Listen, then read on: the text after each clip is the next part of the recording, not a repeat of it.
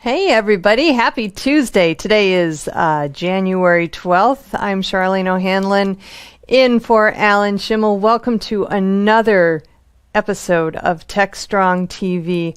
We have an amazing lineup for you. Second week in January. I can't believe we've made it this far into the month so far. Well, we had 5 good days, but let's not talk about what happened at the Capitol very recently. Lots of good things happening in the world. Lots of things still very much in flux. But one thing that does remain constant, and that is our approach to IT and how we see the world. So let's take a look at some of the things we have lined up for you for today's edition of TechStrong TV.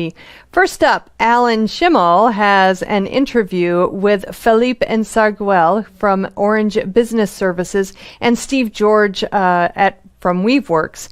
They come on and speak with Alan about a $36 million round of financing that Weaveworks received last month, I believe it is.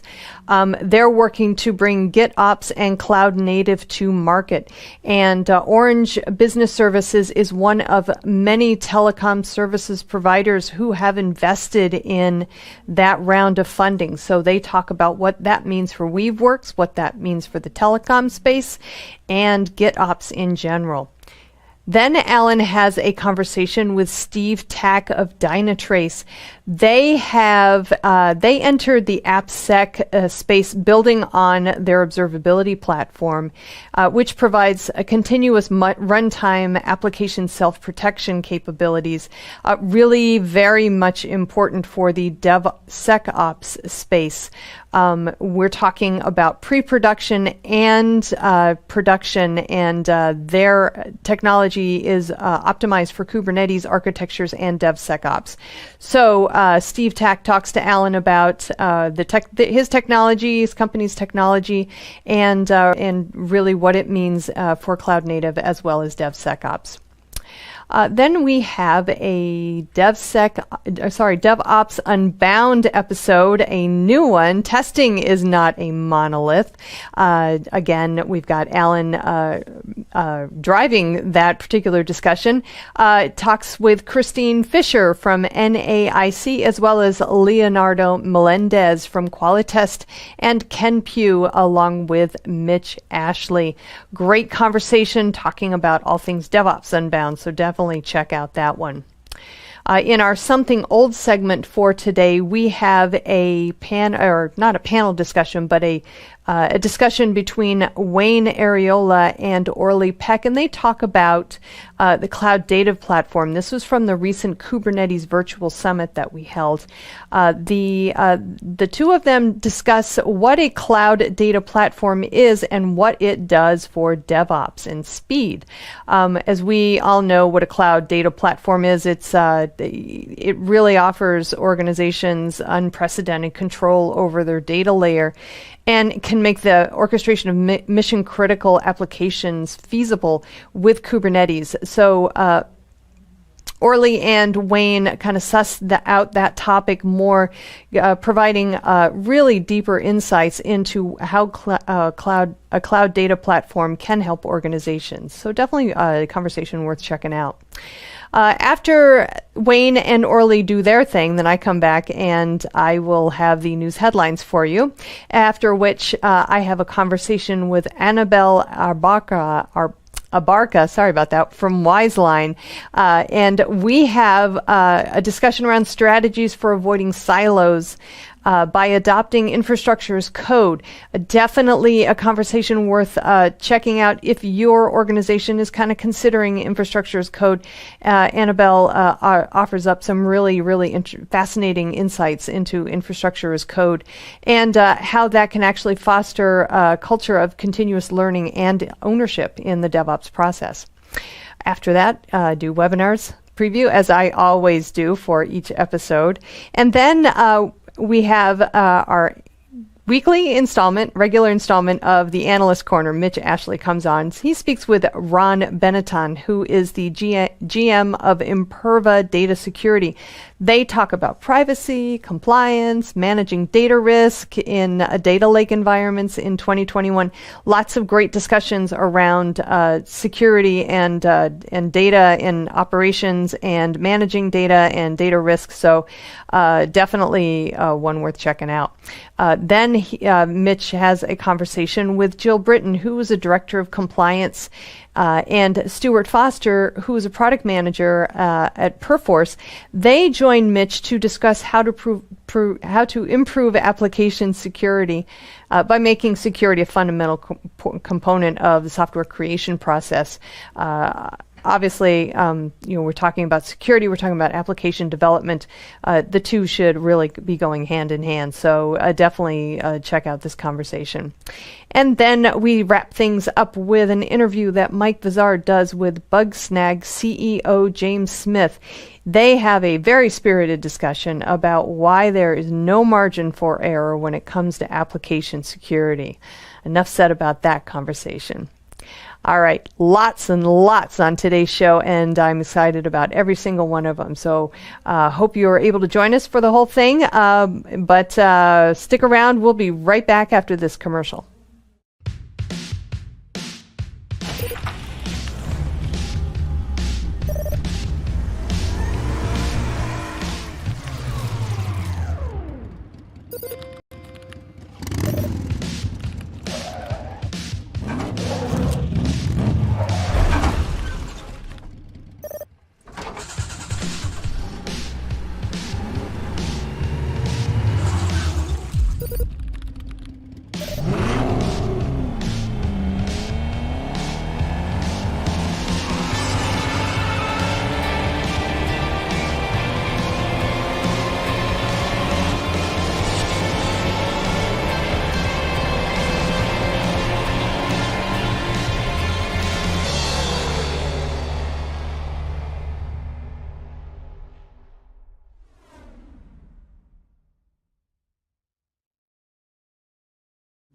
All right, let's get things kicked off. First interview today is between Alan and Philippe Sarguel of Orange Business Services and Steve George of Weaveworks, talking about Weaveworks' latest round of funding. So let's give this one a listen.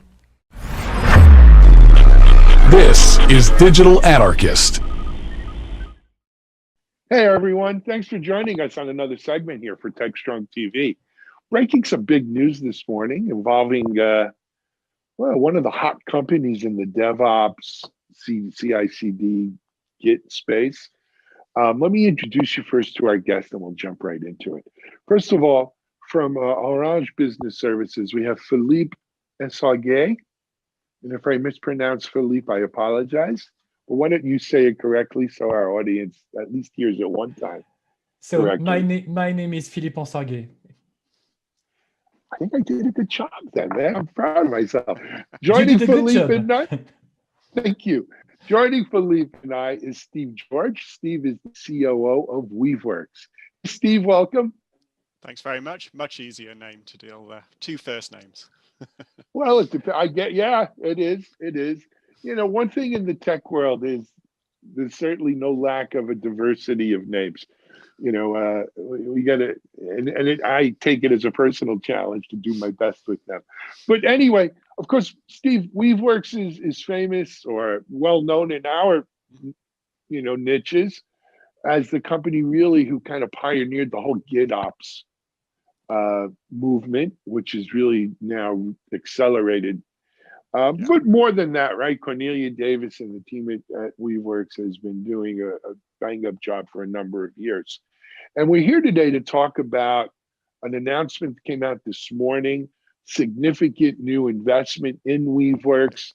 Steve, I'm going to let you kind of break the news if it's okay. Yeah, absolutely.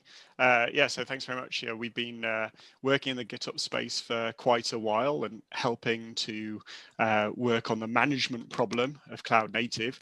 And that's seen us working with some quite large enterprises. And so today we're really pleased to be announcing some new investment around C with 36 million.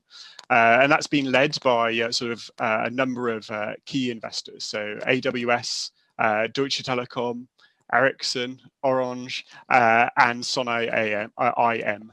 And then that group has come on board as new investors with our existing venture investors in the form of Excel, Google Ventures, and Redline. That's fantastic. That's quite a lineup too. Congratulations to you and to the whole Weaveworks team, Steve. Before I jump over to Philippe and ask him, I mean, obviously from the names you mentioned, there's a heavy telecom presence in that investor group. Why, if you don't mind me asking? Yeah, absolutely. So I mean, the general direction of travel, I think, for cloud native and Kubernetes has been, we're seeing it move to become the sort of enterprise application platform. And that's leading to a lot of new complexity in how people want to use Kubernetes, the sort of both from an application perspective, like many clusters being used with enterprises that have, large numbers of applications. Also in terms of the clusters themselves, thousands of clusters deployed in many situations. And we see that in both, the cloud and also on-premise. And so for the telecoms sort of investors, what they're seeing is a future where they need to manage thousands of clusters through a software-defined approach. And GitOps, really gives you these amazing management properties when you want to do that. So, I think Philippe can speak to it more deeply, but I think that's the sort of central narrative about why they're so interested and then have joined in investing in Weaveworks. Excellent. Philippe, there was the lead in. Tell us. Okay, so there are a lot of points that will echo what has been said by Steve.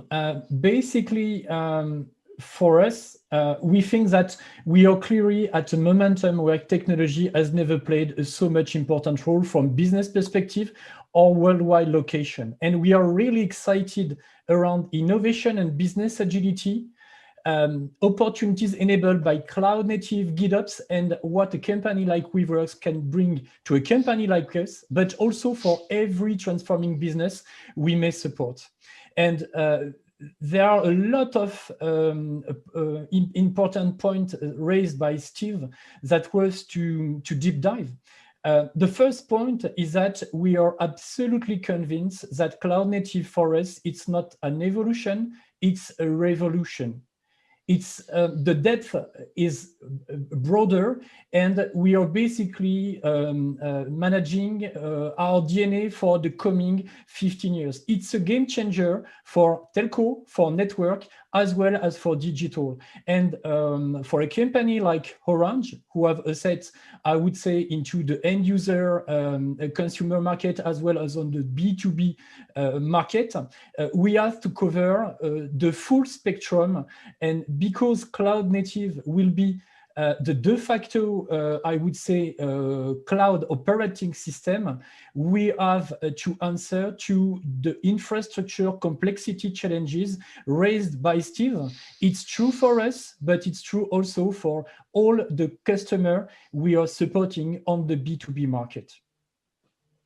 Agreed. What I find interesting as well is the global profile of not just the investors, but of what's going on in terms of the cloud native GitOps world. There was a time, I'm old, right? I've been in the internet since the internet was commercial. And there was a time where you would look at places on the map and say, okay, well, this place is about 18 months ahead of where this region is. And this region is about a year behind that. And this region, it's 2 or 3 years away from really being able to use some of this stuff. That's out the window. Today, things are really happening. I don't care whether you're in Europe or the US or APAC, Australia, New Zealand, India, the Middle East, EMEA, everyone is at pace, it seems. Everyone is wanting these digital transformations, right? Whether it's B2C or B2B, everyone recognizes that, this transformation needs, as you say, Philippe, it's revolution in terms of the urgency, right? You can't afford to be late to this party. Otherwise, Yeah, I you think may that's not totally, I be think around that is for the totally true, party. for sure. Yeah. Yeah. And we see it across different customer sizes as well, or user sizes, and not just like in the past. To echoing your point about geography, the other thing we've seen in the past is that perhaps technical leading companies have been ahead, or certain segments have been ahead. But I think with cloud native, what we see is pretty much across the board, from very traditional enterprises through to B2C. Everybody really sees the importance of that cloud native transformation at this point.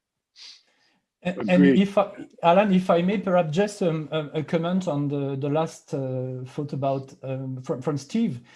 There are two remaining information that for us are super important regarding the WeWork investment and operation. And it's very interesting to see that we are currently moving from a DevOps world to a GitOps world. And what's the very interesting point with GitOps is that you put at the same level the need to industrialize your deployment as well as your operation. And for company where they are more and more challenged by their market, the need to scale is obliged, I would say, to be covered by the two activities at the same time if we want to scale at the right pace. I agree with you, Philippe, for sure. I guess I have to ask the question: what role do you think the COVID pandemic and everything? It's been an interesting year. What role do you think that's played in this? Hastening the revolution, if you will. I think we see that. It's not a business as usual period. And in these times, we get them, from time to time. There have been others like it before, but in these sort of difficult times, it means that people have to find a fundamentally different approach.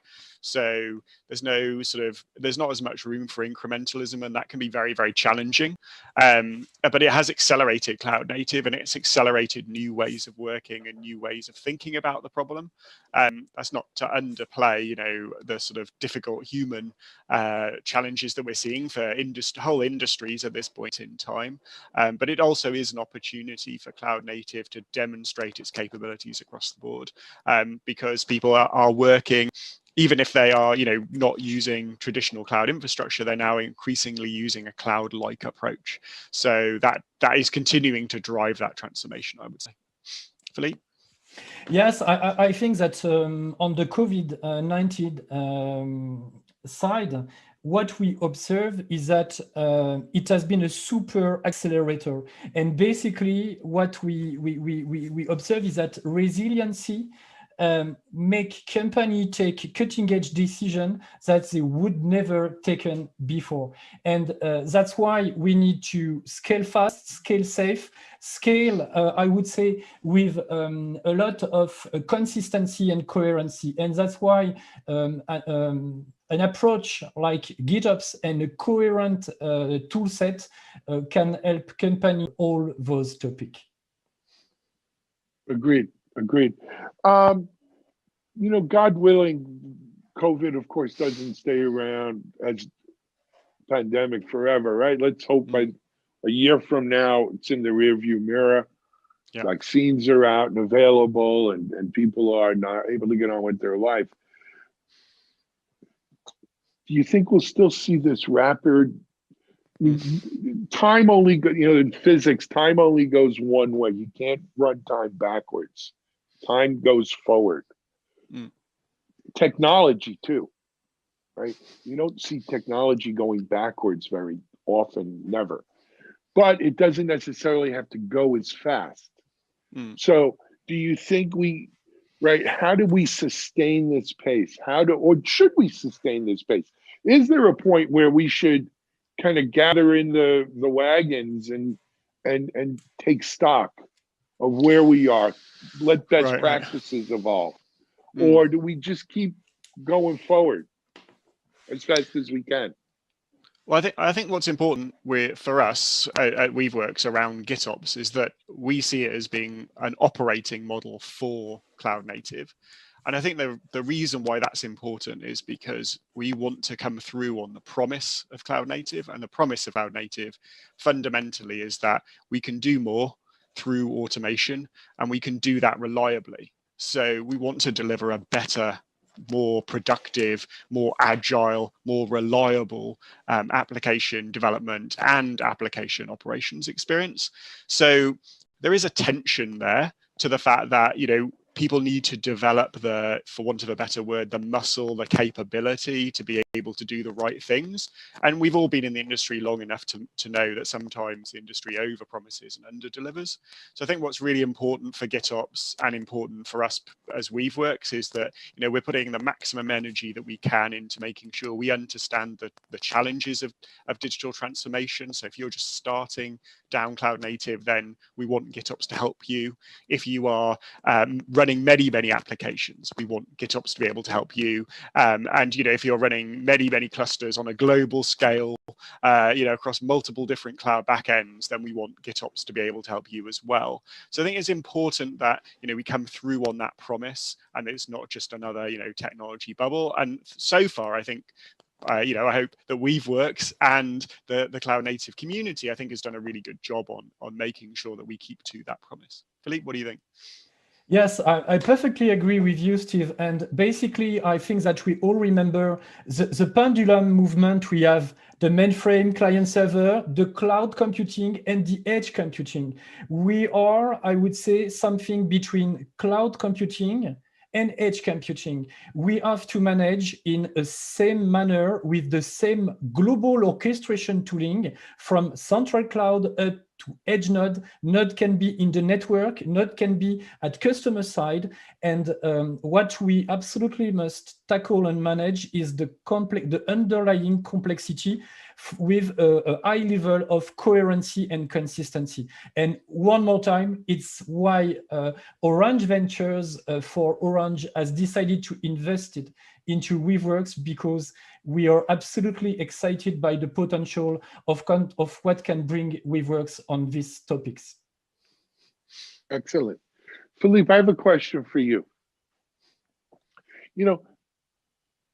Of course, Orange is a huge telecom business provider, services provider around the world. Most times when we see companies investing, it's VCs investing, and the investment is to make a profit on their investment, right? I invest $1 to make 10. But in this case, this is more of a strategic investment. What does success look like from Orange point of view with your Weaveworks investment?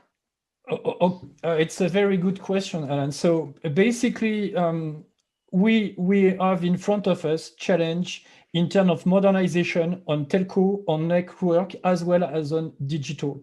And when we are observing the trends, all those space are converging into, I would say, the cloud native space. So for a company like Orange, who have to manage, I would say, infrastructure and cloud within all these versatile environments, we absolutely need to move with an industrial and professional approach. And that's why we truly believe that the tool sets and the methodology that Weaveworks can bring into the table can really also support us.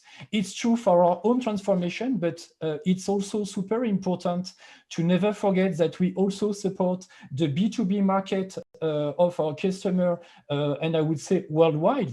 And all the methodology that can apply for us can basically be used to support the transformation of most of our biggest customer around the world that have to face exactly the same challenges.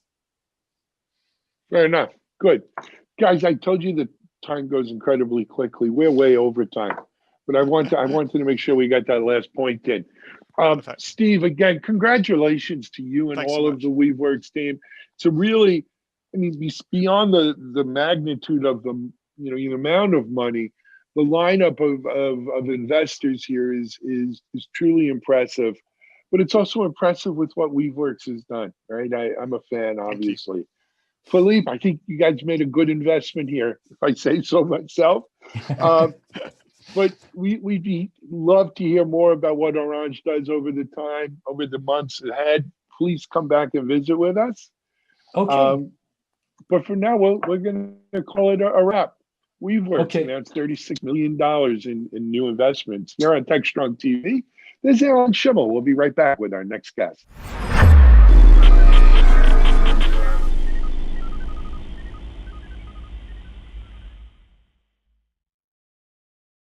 SecurityBoulevard.com is the leading resource for news, analysis, and education on challenges facing the cybersecurity industry. SecurityBoulevard.com covers all aspects of cybersecurity, including data security, DevSecOps, cloud security, application security, network security, security threats, and more. SecurityBoulevard.com has the largest selection of security content, featuring breaking news, blog posts, podcasts, and more. Visit www.securityboulevard.com to learn more. SecurityBoulevard.com, home of Security Bloggers Network. All right, next up, Alan has a discussion with Steve Tack from Dynatrace talking about their observability platform and its RASP capabilities. So let's give it a listen. This is Digital Anarchist. Hey, everyone. Thanks for joining us on another TechStrong TV segment. Got some interesting developments to talk to you about in this segment. My guest is Steve Tack from Dynatrace. Hey, Steve, how are you? I'm doing well, Alan. How about yourself? Good. So, Steve, for those in our audience who know about Dynatrace, they probably think of them along the lines of maybe mainframe software, software in general, the developer tools kind of software, or maybe ops software. But you're here to tell us about a new and exciting new chapter in the Dynatrace sort of pantheon, if you will. So why don't you do that? But before you do, Steve, a little bit about your background. Yeah, sure. So I lead the product team at Dynatrace. So it's an R&D function within the company, but I spend a lot of my time not only internally with where we're taking the offering, but also with customers, our alliance partners, technology vendors, and really out there as much as I can be within the market to understand problems, unmet needs, and what people are looking to accomplish with cloud native technology. Fantastic. All right. I think we beat the drums enough, Steve. Why don't you tell our audience what's the big news from Dynatrace? Yeah, the big news, and we're really excited about this, is that, as you said, Dynatrace has been known more in the monitoring and observability space, and we've just entered into the application security market. Excellent. Excellent. Why? How? So it's similar to what we've seen as enterprises go to adopt cloud native technology. The existing tools and processes really aren't made for modern environments and the speed that people are trying to drive with Agile. And we made this shift from an on-premises software company to a SaaS service, started 5 years back and have gone through continual reinvention. And our customers, a lot of times, are trying to drag us into the security space, talking about the quality of the data, the fidelity of the data that we had. And we resisted for a while. It was out of focus. It was out about our own transition that we were going through. But through that process, we did come to realize that the existing application security offerings on the market really weren't built for either the speed that people are trying to drive with continual delivery, or they generate some gaps and blind spots when you go into more dynamic multi-cloud environments. Absolutely. I mean, so Steve, I've been in the security space myself for about 20 years. We called it InfoSec. Now everyone calls it CyberSec. But about I'm going to say 7 or 8 years ago, AppSec became a huge focus, the focus, right, around security, where a lot of people said, if it wasn't an AppSec, it didn't mean anything. And there's been no shortage of companies and probably tens and hundreds of millions of dollars raised by companies trying to tackle the AppSec issue. You've laid out in a good case for why things are different now, speed, velocity, and so forth. But what makes you, why is Dynatrace building a better mousetrap here, for lack of a better word? No, it's a great question. And the thing that we found out, and as we were exploring the space, we looked at the alternatives out there. But one of the strengths we have is that we're actually able to leverage a lot of our core platform capabilities today. So it was not like we had to start from scratch and build back up. There were items that we believe are unique secret sauce items to the Dynatrace platform that lend themselves well. Maybe to share a couple with you, just to give you a little bit of insight. Yeah, so one challenge that we saw with the traditional approaches to application security was just coverage, how to get the instrumentation embedded throughout the lifecycle of production and pre-production environments. And one of the core patented technologies that we have, we call it the One Agent and Pure Path technologies, but they give automated instrumentation, whether it's a Kubernetes environment, digging directly into and instrumenting the processes running within the containers, but in an automated way without any really manual steps and anything that might slow down that process. Maybe one other example is also as we do for observability purposes, we have a real-time view across any dependencies, all the different software logical components across multi-cloud environments.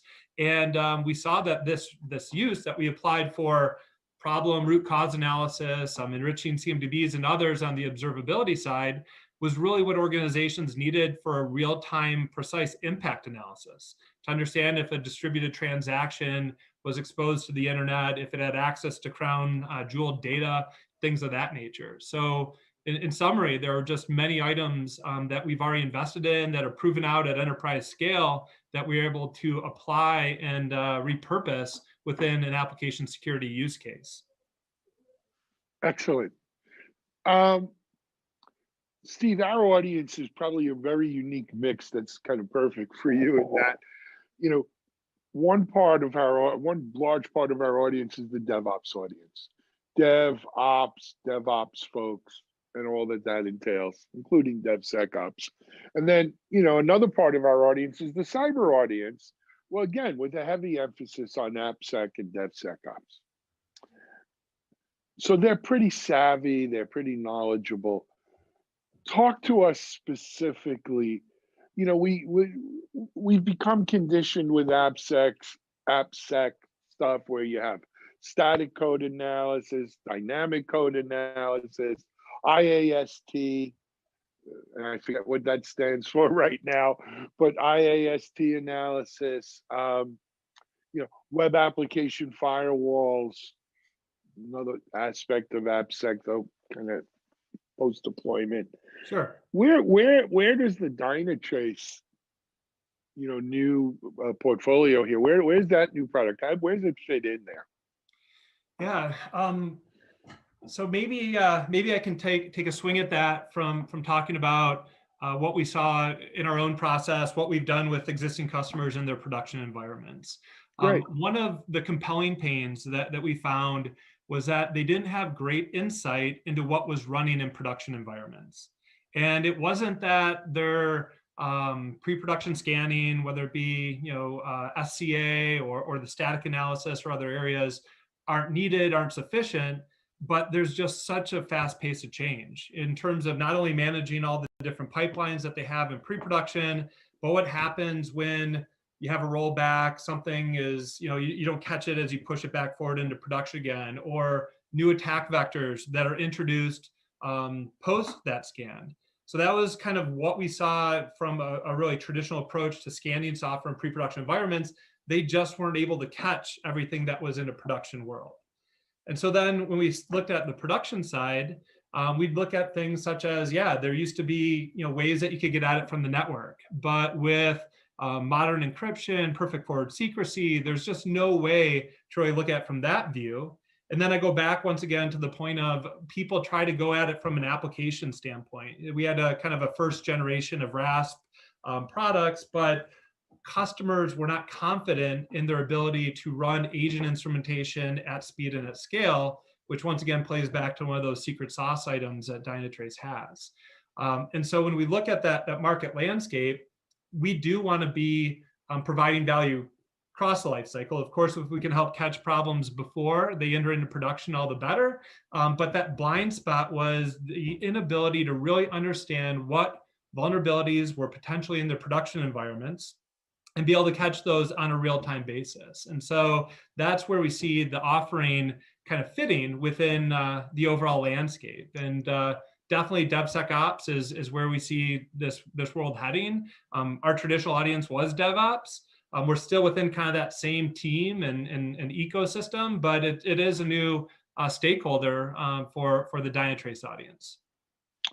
You speak of stakeholders.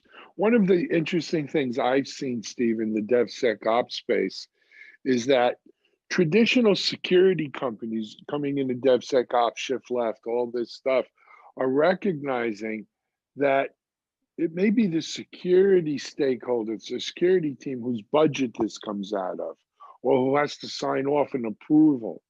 But the actual tools themselves are being used by the DevOps folks, not necessarily the security folks. Yeah. Is that true with Dynatrace? Yeah, that's been our experience. So just for context, although we're announcing the offering today, we've been working on it for about 2 years now internally. It's been running internally for about a year in production. And we've been working with early adopting customers in their production environments over the past quarters. And so we've had a chance to see some of those patterns play out. And yeah, we see DevOps and DevSecOps. For them, it's all about how can they maintain speed, how can they deliver these capabilities, but there always is, to your point, that CISO budget that we are working with, and we see the need from their standpoint just a little bit different. So it's a C-suite care about in terms of, are we confident in what's running in our cloud native environments? Are we sure that if there's a potential exploit that we're able to catch it, quantify it, and address it? And so this value proposition plays out on both sides. It is more collaborative, but on one side, it's the confidence and the risk and the compliance mindset, while on the other one, it's let's not let any of that slow us down from really meeting that need of what we want to do from an agile basis. Fair enough. And this was released actually this past Tuesday. Today's Thursday, and so it's information is up on the Dynatrace website for this. It is. Any information that you need around kind of value, recorded demo, walking through those kind of key use cases that we're leading with out of the gate. Yep. Steve, can you talk to us? How is this priced? Free would be nice, but how is it priced, and how can people get their hands on it that way? What is it going to take? Yeah, well, so the great thing is we're starting with really going after our existing customers. I mean, it's a natural spot to learn and for the collaborative efforts. And the great thing for them is that this capability is already part of our observability agents in production. So it's literally a feature flag that they flip on, and they'll be able to get that information that brings together the development team and the security teams in one spot.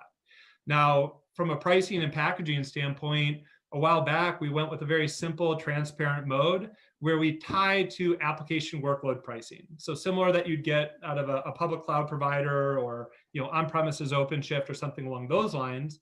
So it's really mapped to the RAM or the workload pricing. And then for our existing customers, this is about a 20 to 30% uplift to give them that real-time security view on top of their full stack monitoring capabilities. Got it. Makes sense. Steve, so you know what they say, you can't be a little bit pregnant when it comes to security. Actually, I don't know if they say that. I made it up. But Steve, where does Dynatrace go from here on security? Well, that's something I might hold back on just a little bit, but we're really excited about this being just the first step in that overall mission. So we see the runtime and self-protection capabilities to be natural. It's a very strong fit with our insight into applications. But we're excited about expanding that full stack. We really think that Kubernetes is someplace that we'll continue to invest further in. And then also the automation capabilities that we drive within that. So even better than detecting items in production, say using things like automated quality gates to detect these items pre-production so that they never actually get out into the wild and you're able to preempt those problems. So expanded scope, expanded automation, and more full stack insight is what you can expect to see Dynatrace deliver. Fantastic. Steve, we're about out of time. Congratulations entering the AppSec market. It's a pretty, it's a dynamic market. It's an important market. And God knows we could use good solutions there. So congratulations to you and Dynatrace on that. Come back and keep us informed about how things are going, okay? Will do. Thanks you very much, Alan. Appreciate having the opportunity to share the news here today with you. No, it's our pleasure to have you on here. Steve Tack from Dynatrace about the very latest AppSec solution in the marketplace from Dynatrace. Go check it out. Until then, though, we're going to take a break. We'll be right back with our next guest. This is Alan Schimmel for TechStrong TV.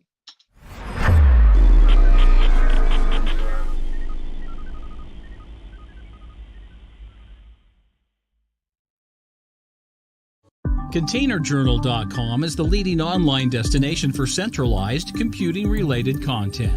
ContainerJournal.com covers all aspects of software containers, from container management, data management for containers, container security, networking for containers, to the entire container ecosystem, Kubernetes, microservices, serverless, and more. ContainerJournal.com has the largest selection of container-related news, featuring breaking news, blog posts, podcasts, and more. Visit www.containerjournal.com to learn more. ContainerJournal.com is operated by MediaOps Inc., the team behind DevOps.com, Digital Anarchist, SecurityBoulevard.com, DevOps Connect, and DevOpsDozen.com. All right, next up, we have a new edition of DevOps Unbound, in which Alan speaks with Christine Fisher from the National Association of Insurance Commissioners, and Leonardo Melendez from Qualitest, and Ken Pugh, as well as Mitch Ashley, and they talk about testing. Testing is not a monolith, so let's give this one a listen.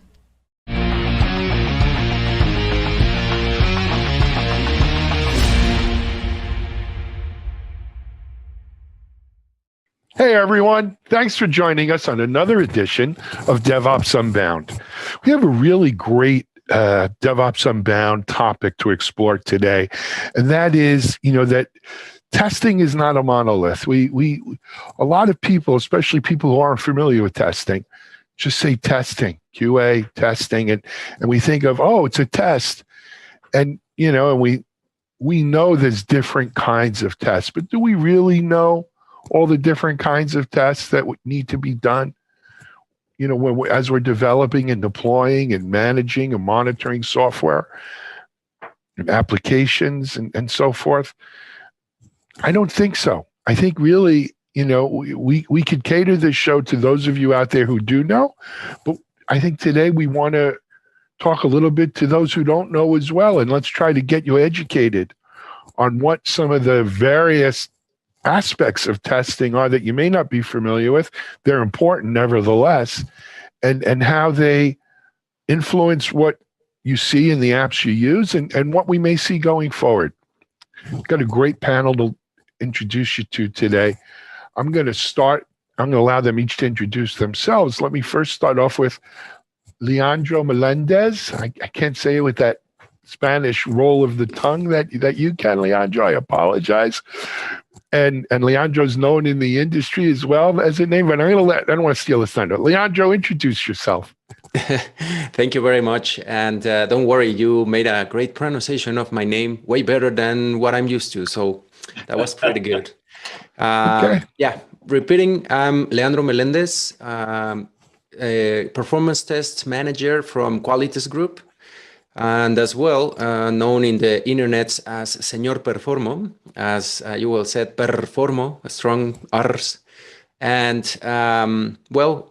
we provide several services to, my specialty is performance testing, integrating it right now with all continuous integration, DevOps, and agile methodologies.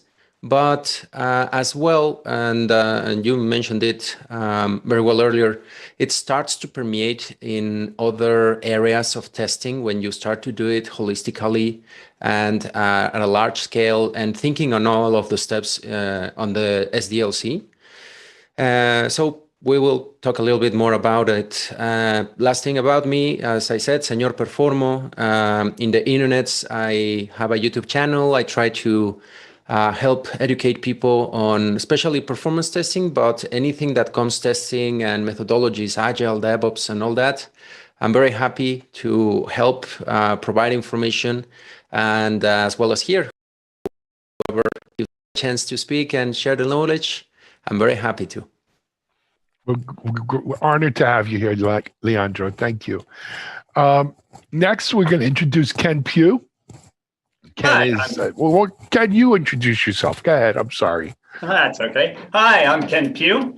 I've been in the programming software development field for about 2/5 of a century, and in Agile for about 1/5 of a century, and doing everything from gathering requirements to final testing. I've got a book out called Lean Agile Acceptance Test Driven Development, Better Software Through Collaboration. And I've been teaching, training, and emphasizing acceptance test driven development / behavior driven development for the past 15 years. Fantastic. And for our fraction challenge friends in the audience, 1/5 of a century is about 20 years. So to give you a little idea. Next up, we have Christine Fisher. Christine, welcome. Introduce yourself, please. Thank you. My name is Christine Fisher. I manage a team of BAs, QAs, and UX at the National Association of Insurance Commissioners. My team and I have been on a journey with behavior-driven development over the last 2.5 years. And as we get ready to talk about testing here, my big secret is I've actually never been a tester. I just have managed some, but with our jump into DevOps, I felt very strongly about advocating for what our role should be and how the work should change to keep up with the other changes that were happening with DevOps, which helped lead us to BDD. Fantastic. In pre-COVID times, we'd say, but I did stay at a Holiday Inn Express last night. But we can't even say that anymore. Last but not least is my co-host and anchor on our show, Mitchell Ashley. Mitchell, why don't you quick introduction? I don't know what fractions I've worked, but I do know that I used that joke last night and my family had never heard it. So, so much for the Holiday Inn Express joke.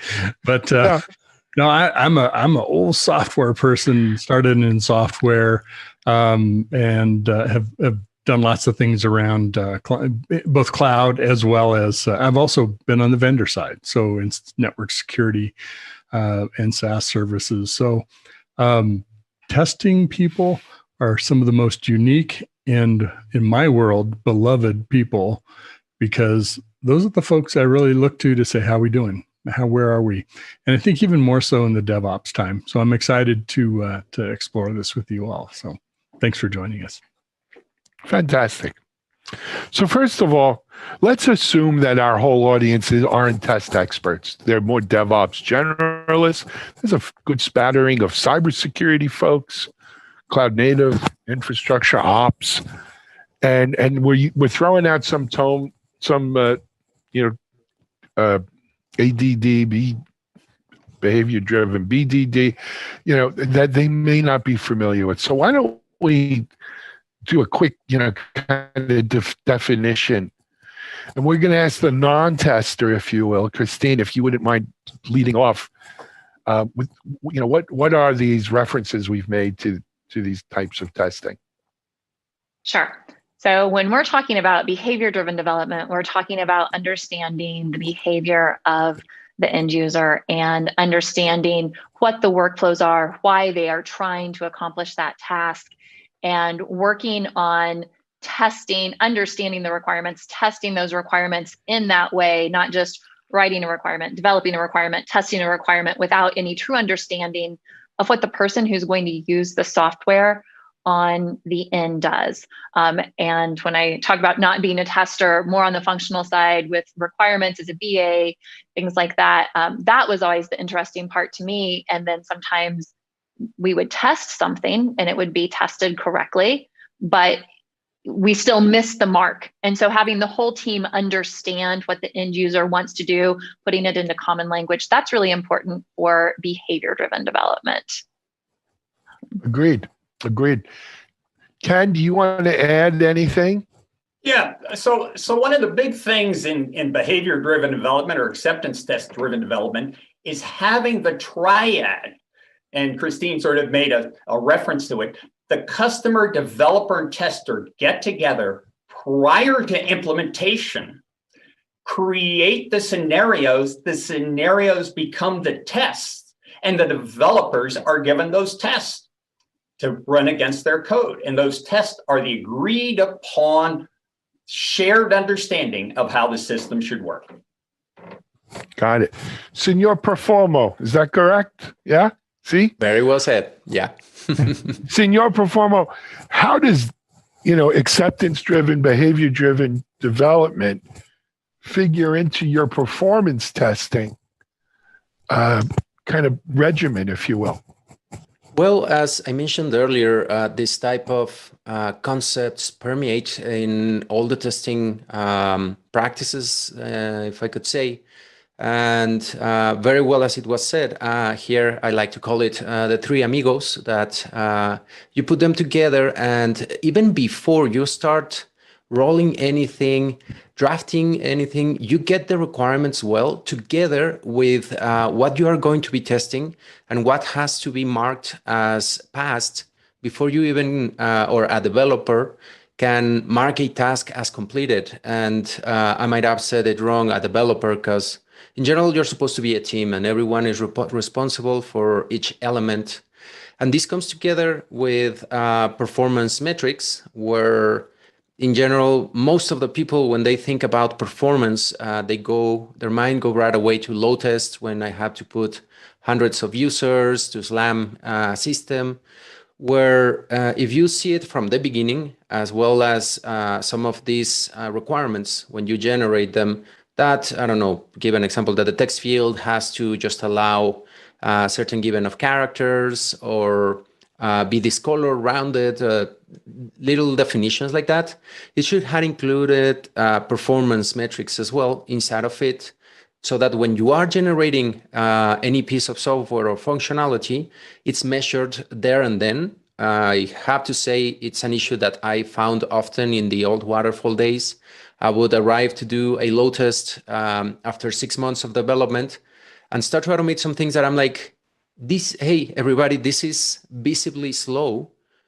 I'm the single guy. I don't need to load test it. Why no one caught this before? And those are the most general problems in terms, I think, as well in functionality. Some things that come from even unit tests, low-level tiers, where you could catch many of those bugs and performance SLIs that are not met.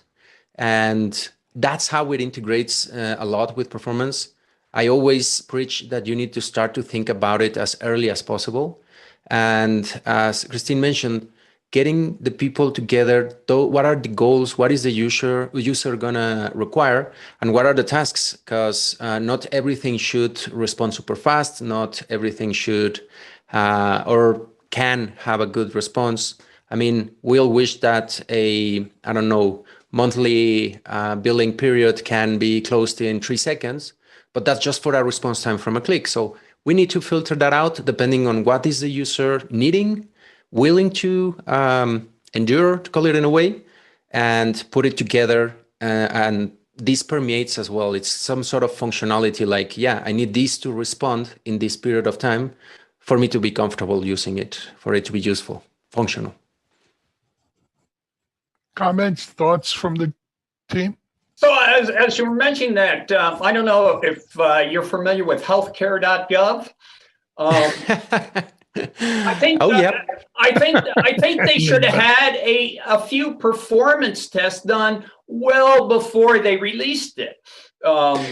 It seems like I don't know that it was like maybe the day before they went. I guess we're going to have a lot of people on this.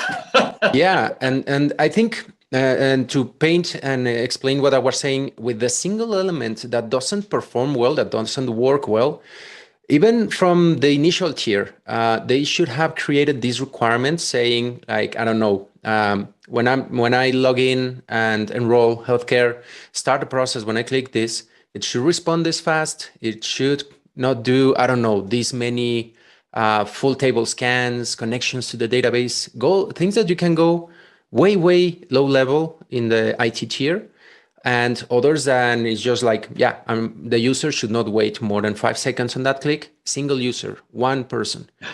I am almost sure that most of the problems that they had was that they didn't started to tune that, and they allowed the developers to check in all that awesome code, to call it euphemistically.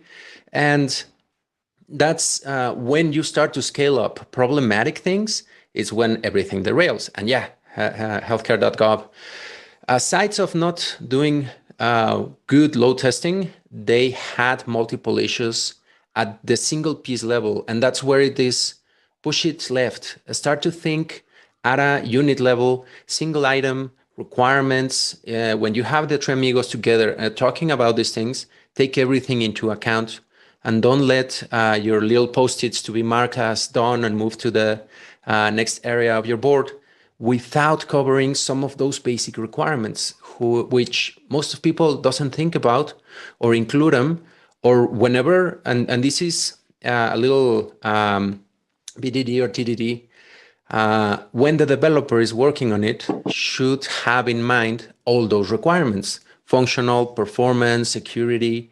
And that's where I say all this permeates to all the testing areas and other metrics when other areas of testing are doing their tests, manual, functional, automated, even security. My goal is to start to gather performance metrics so that everything happens together and we don't have to wait until the end for big load tests to figure out that healthcare.gov will have what happens, sadly. So actually, good. No, Yeah, so actually, you you were talking about something that I've done a few blogs on this, but it's been around for a while, is the testing matrix, i.e. that shows, since we're talking about testing is not just about functionality, it describes all the different sorts of tests, from the functionality tests, which are on one side of the matrix, to the quality tests, which are on the other side, including performance, security, usability, and so forth. And that your testing, I mean, ATDD and BDD tend to concentrate on the functionality, because we're going to be talking with the customers, that's what you want.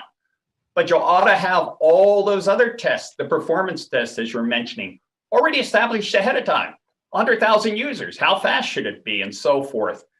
Oh, and in fact, just the usability you were talking about. How long should it be after I click that I get to the next page? And those things can be established ahead of time. And if a developer ends up and it's not meeting it, well, he knows to fix it. We don't have. And I would say here, not only established, but worked on from day one. Because as you mentioned, even some usability, security, those start to be checked when everything is assembled. And there are many techniques that we can start to embrace, starting our automations at different tiers. As I said, I am a big proposal or supporter of, yes, have unit testing automated everywhere, have the coverage according to the pyramid. Don't focus so much on manual front end or after the fact, leaving everything for the second Friday of the sprint when everyone wants to leave and here, tester, there you go, start automating. Yeah, that's where everyone has to start to work together and pushing it left. Since day one, start thinking about performance, security, functionals, and even some have told me like, yeah, but there are things that, like, as you said, usability that cannot be done until the end. Well, you can start creating mocks. You can start figuring how things should work and start to work them. And again, I think the mindset of keeping testing phased waterfall ways, we need to start to work everything out par and get it rolling. Yeah, I totally agree. I'd like to speak to that point a little bit with DevOps and with the testing. And we've been talking about a team, and we've been talking about getting people involved. And what I was seeing in my organization, when we first started talking about DevOps, is everybody is an engineer. We can all do these jobs, things like that, right? And that jobs might change. There's room for everybody, but what you're doing might change a little bit. But that can be really scary to hear. And especially if you are a manual tester who really doesn't have an inclination or desire to learn automation. And that's okay. Like, that's a different conversation, but I am always a proponent of manual testers. So one of the reasons that really pushed me toward that is hearing that conversation, seeing people on my team, being told that their job might change, but we don't know how. You're an engineer, you can do what everybody else on this team does, but that's not true. Not everybody has those skills.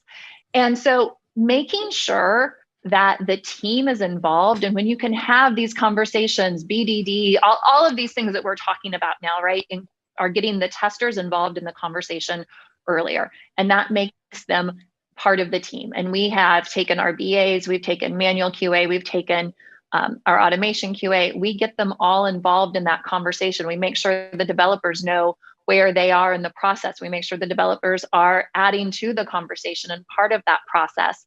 And it was really important to me in that DevOps environment to get out in front of that and help define that role. When somebody is saying, we don't, again, your role might change, but we're not quite sure how.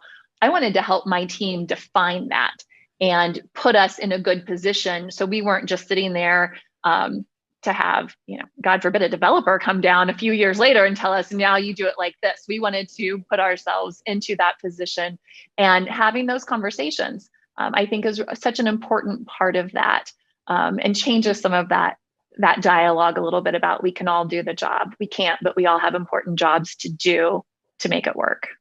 Christine, I think about just an analogy, robotics for surgery. I still want that doctor in there guiding what's happening, right? We don't need any bad things happening. Well, same with software. Some of the worst folks at testing software developers, right? You're just too close to it, even if you're writing the automated tests. To your point, and I think several of you made this, it's an opportunity for us to collaborate much more closely together, rather than testing to be the thing right before documentation at the very, very, very end of the release, right? Which is what it used to be. But also, what do we automate? It doesn't help to automate the wrong tests. Let's get the right things in there. And where's the user in the customer, in performance, in functionality, in speed? By the way, one of the things that kind of baffled some development teams when I would say, speed is quality. They're like, what do you mean speed's quality? It's like, well, if Netflix takes 3 seconds to start your video, okay, that's good.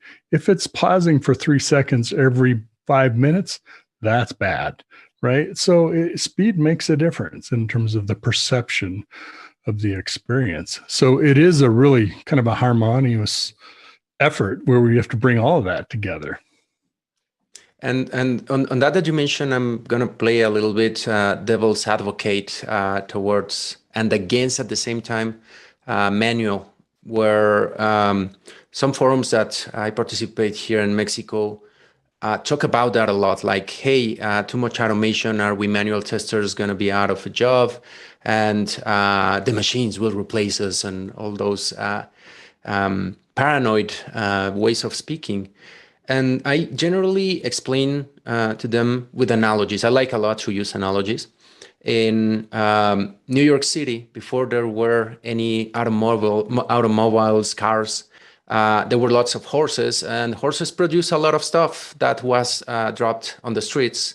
And there was a job needed for that to pick up some of the horse. And I'm sorry if this is an analogy of manual to what the horse produced, but the point that I'm trying to do is that once cars become available, that job decreased considerably, but we still have places where there's people that work with the horses, maintain them, brush them, and do all those tasks, which as many cars we may have, we won't ever have a horse polishing machine or anything like that.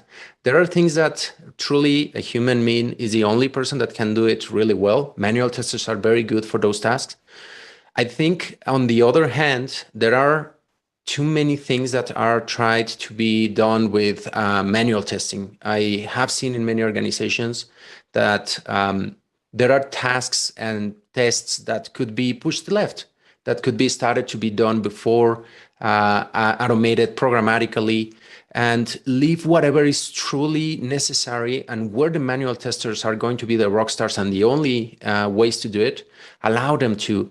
So I think, yes, I would suggest most manual testers to start to pick up a little bit on technical and developing, yada, yada.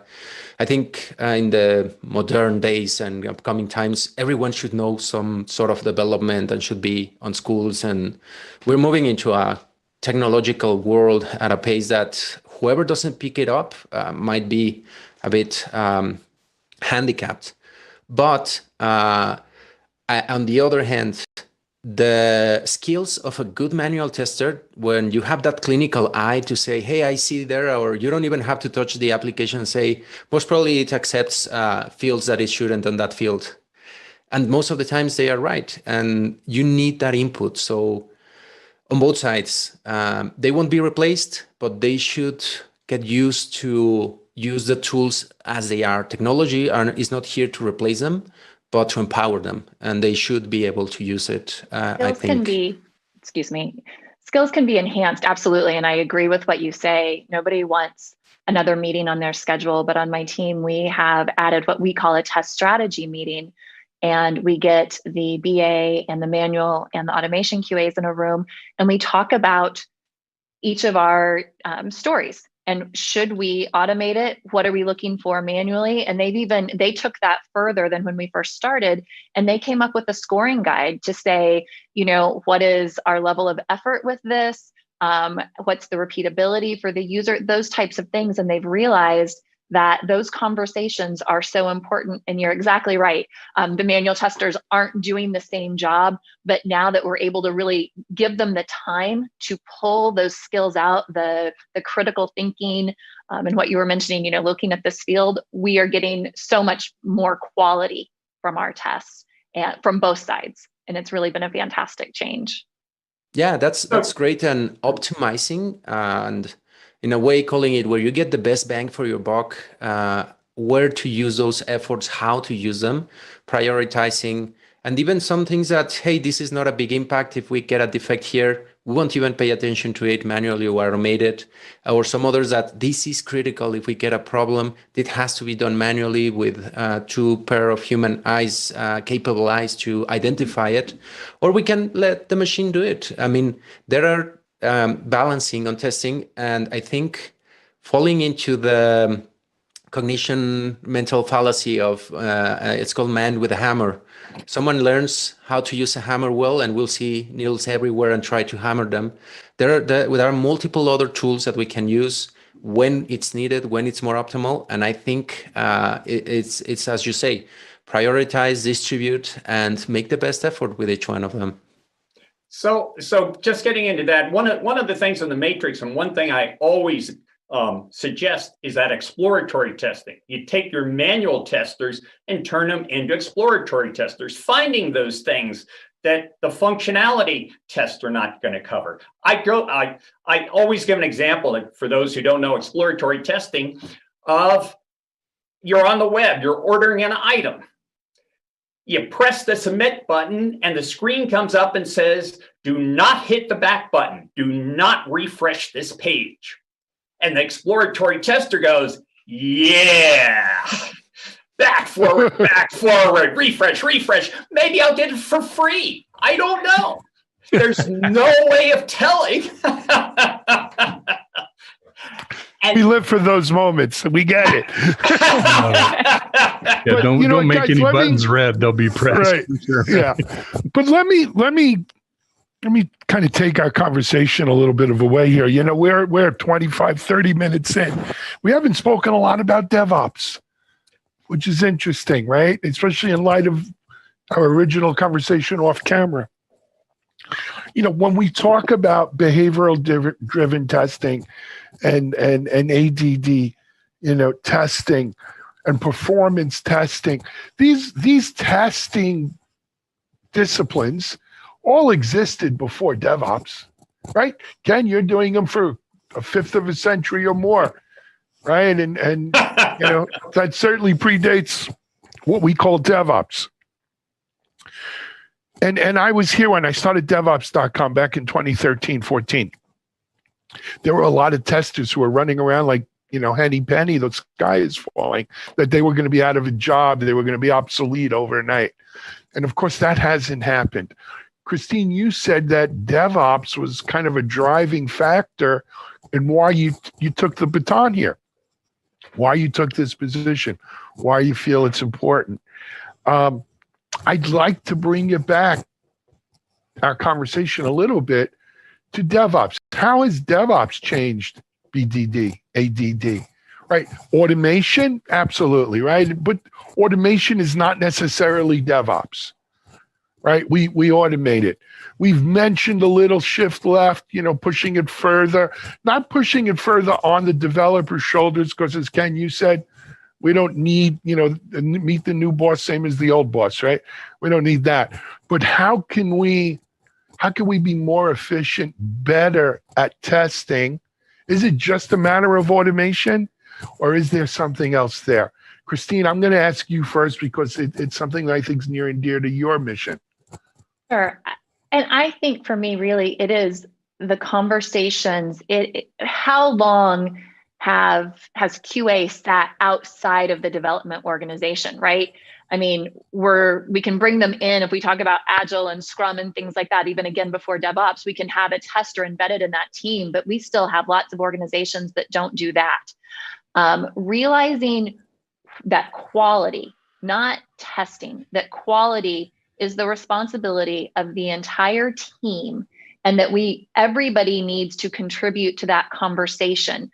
We talk about, you know, breaking down the silos and everything with DevOps, and we're all in this together, and that includes testing. And for me, that's been the biggest part. We can talk about BDD or whatever we want to talk about, however we want to test something. The most important part to me is that the testers are at the table and that they're part of that conversation. And I think that's inherently part of the DevOps cultural kind of mantra, is that everyone should have a seat at the table. Ken? So one of the things, getting back to the DevOps, is the fact that every time you have a test failure after something has been actually developed and put into the pipeline, means you've got to loop back. Means that you are slowing down the flow of business value through that pipeline.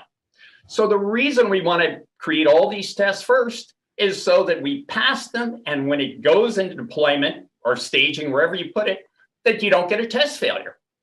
You don't have to triage everything. And so that's why creating all of the tests first that the developers can be running while they're developing their code or in their development environment is so important. Now, I'd just like to add one more little phrase that I always use or talk about is every requirement should have a test for it, right? Pretty straightforward. Or how do you know whether the requirement is actually being met? But every test is a requirement. If you cannot ship a system with a failing test, then that test is a requirement the system must meet. One of the things that developers always complain about is not having enough requirements, unclear requirements. The tests that you create prior to implementation, BDD, ATDD, or however you get them, are the requirements. And now the developers have the tests that they can go against those requirements. make it pass, and then the flow through the pipeline doesn't stop. It doesn't, you don't have a blockage because of failure later on. Fair. And Comments I on think, that? Yep. catching those errors, defining them, and being a bit more synergistic, to call it in a way, it's crucial. You very well mentioned all the testing practices, areas, and disciplines that exist come from waterfall and even before.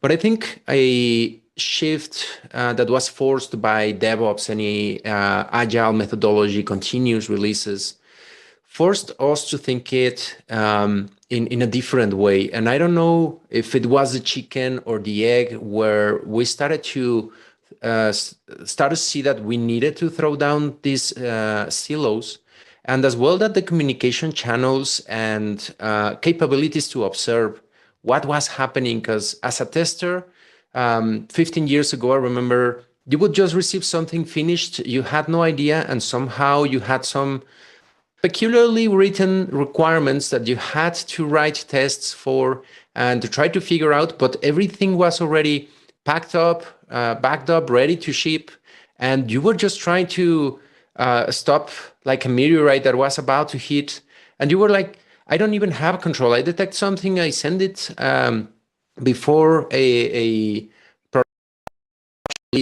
and I have these bugs that I detected.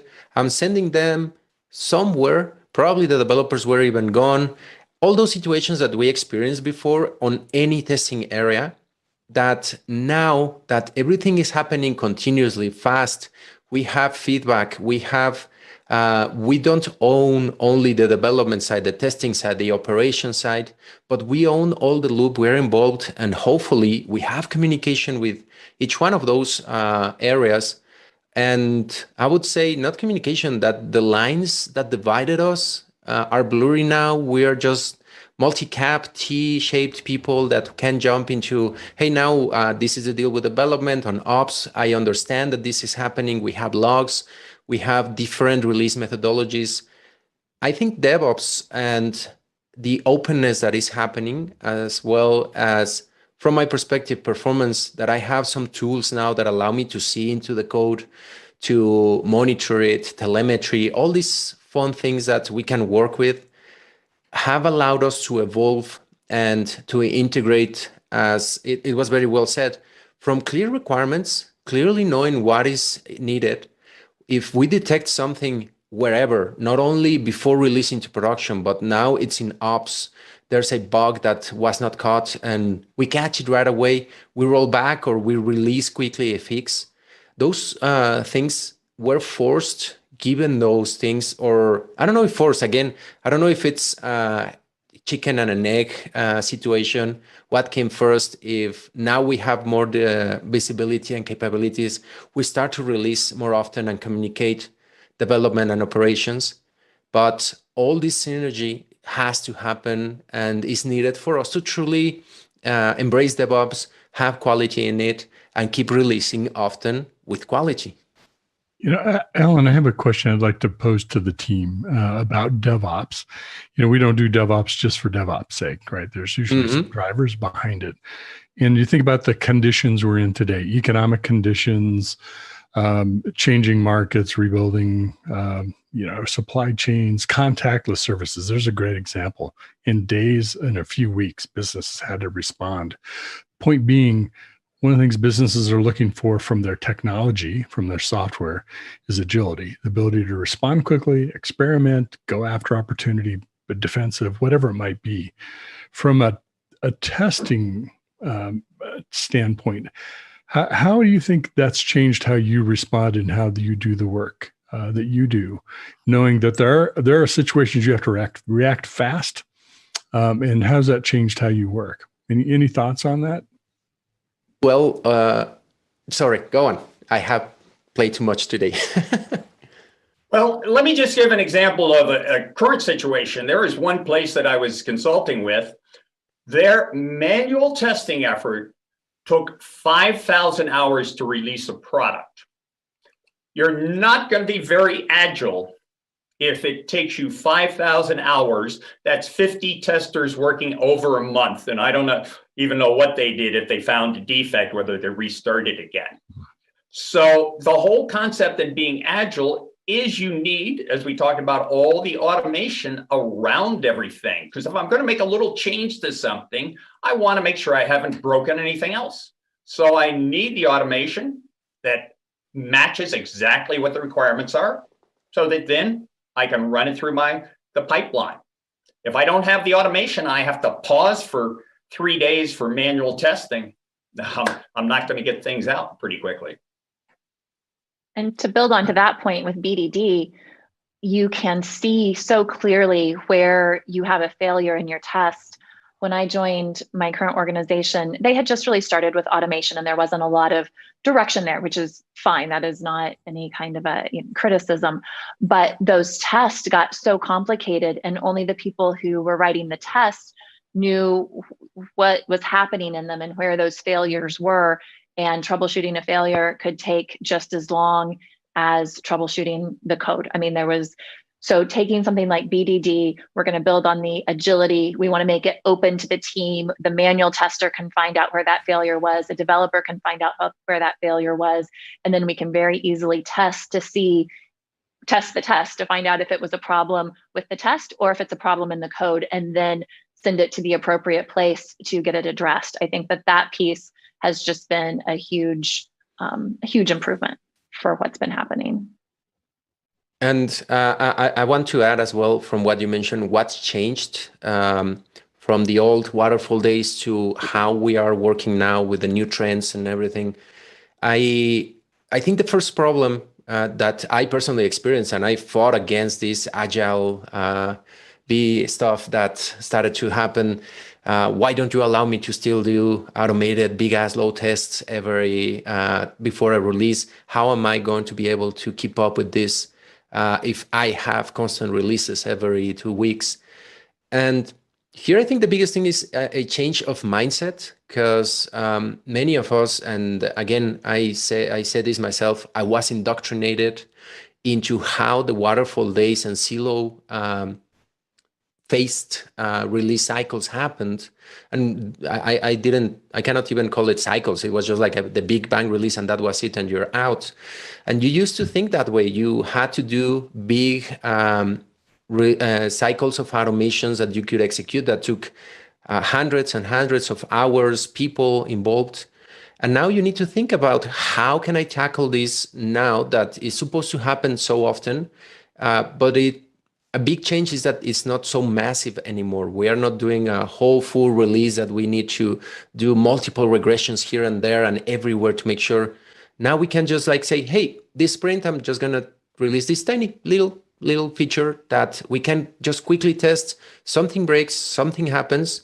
We are sure that our team, ourselves included, can switch direction, detect where's the issue, and implement the fix. And probably tomorrow, if we are super efficient, super quick, and doing things differently, we can recover from it. As you mentioned earlier, when there's a tons of tests that you need to execute and there's an error that you detect, it's there's a bug, but we want to release every week, every 2 sprints.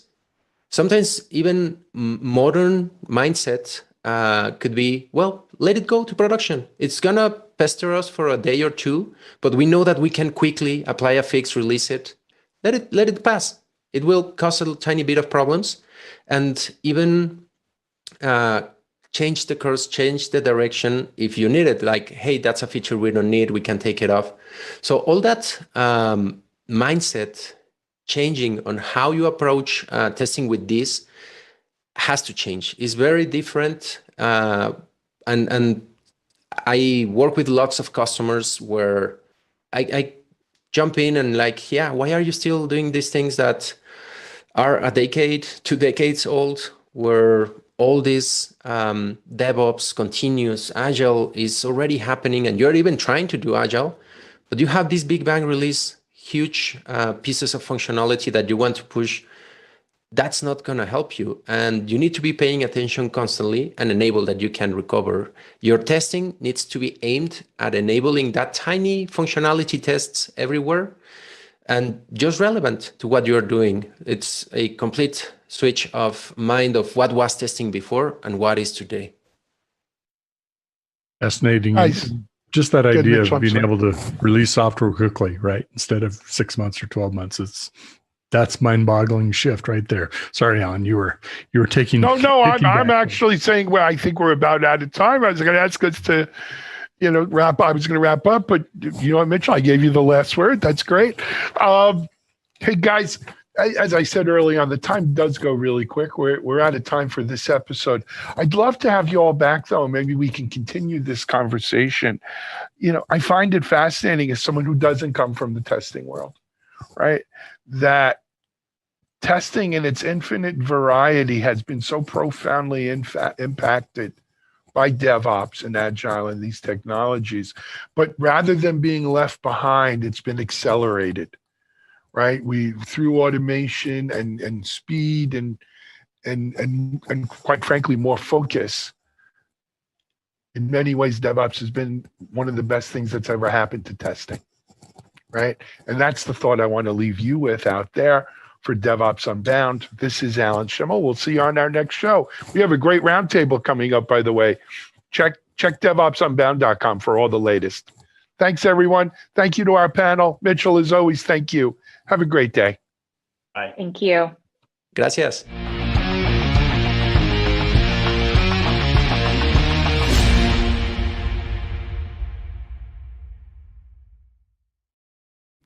All right, welcome back, everybody. Next up, we have a Something Old segment, which is a conversation between Wayne Areola and Orly Peck from our recent Kubernetes Virtual Summit. They discuss simple and powerful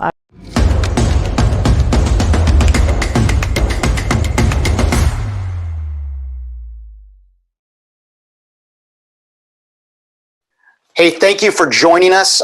We are really happy to be here. Both Wayne Areola and Orly Peck representing Silk. And what we're here to present to you today is something that's actually a radical transformation in terms of how to manage the data layer. And it's called a cloud data platform. And from my experience in this DevOps marketplace and my experience in watching people try to speed up their release cycles, the one thing that hasn't totally been optimized is this data layer. And we want to introduce to you the concept of a cloud data platform and how it can truly assist you to increase your DevOps throughput. So just to start, we're going to talk about what is a cloud data platform. We're going to talk to you why it's critical for DevOps. We have this short little, great little intro that Orly's going to give about how its in action assists to access environments. We're going to show you real briefly how the cloud data platform interacts with Kubernetes and how it's so valuable. And then we're going to give you a demo of it as fast as we can. We get 20 minutes for this, so we're going to try to do our best.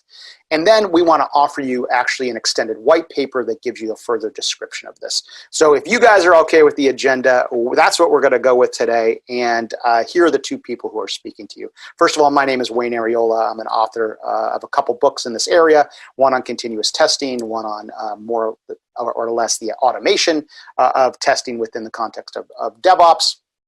I've published multiple articles over my years. Both Orly and I are embarrassed yet proud to be in the software space for as long as we have, with Orly having more than 20 years experience in software today. I would like to just tell Orly in preparation for this, I've truly enjoyed our time together, and I think we're going to have a great webinar. So big cheers to us, okay? So here we go. Let's introduce to you what a cloud data platform is. Very quickly, a cloud data platform allows you to abstract the data layer from multiple data sources. And whether that's on-prem, whether it's in multiple public clouds, or more likely in what we're seeing as multiple hybrid organizations or hybrid architectures, this gives you an abstracted layer to the data layer. And why is this so critical? Well, there's a couple of core reasons. First of all, and this is critical for DevOps, it's all about speed, okay? It's all about accessing data when you need it, where you need it, as fast as possible. And as you know, we're dealing in very highly distributed regions of folks both consuming data and actually updating information. So access to those distributed teams in a timely manner is absolutely critical. Speed matters in DevOps, and this is what actually the Cloud Data Platform provides the best. This concept of actually getting you access to the critical data that you need when you need it and as quickly as possible. Orly's got some great metrics around this that we're going to share with you, number one, and number two, we also have a great demo to show you how it actually works. The second thing, and I usually mention this secondarily in my presentations, but I think it's absolutely critical, is a cloud data platform, due to the fact that it has optimization elements associated with how it actually manages the data, will save you 30% off your cloud spend immediately, the day you turn it on. This is a critical component of why you should do it, and really applies to how it's your OpEx savings. However, when we really look at the DevOps environments and enabling multiple teams, this is really where the Cloud Data Platform gives you the level of control and flexibility that you need to achieve the speeds that are critical. Now, since we're talking about Kubernetes, right, and operationalizing Kubernetes, especially for mission critical applications, let me show you just briefly in a very high level. I apologize, we can go into this deeper if you'd like, and the white paper goes into this a bit deeper. Let me show you how this works with Kubernetes. So essentially what we do is create an abstraction of your actual data layer, no matter where it resides. It can be on-prem, like I said, or across multiple public clouds. We actually inject that node into the actual Kubernetes cluster. And what this ends up giving you is a level of control of the data layer, which you would not get if you were actually using or injecting the data source directly into the Kubernetes cluster. You would actually be limited by the levels of controls and load balancing that the cluster or the Kubernetes or the container actually provides in the first place. So with the abstraction of the Cloud Data Platform, we give you really granular control over the data layer. And this is fully automated, it's self-contained, and the good part about it, it also gives you self-healing automation associated with the changing requests and demands for the data itself. This is where the cost savings and the optimization comes in. There's two great papers that you will be guided to if you download the white paper that we'll show you at the end of this, and this goes into full detail on how this is achieved. So why?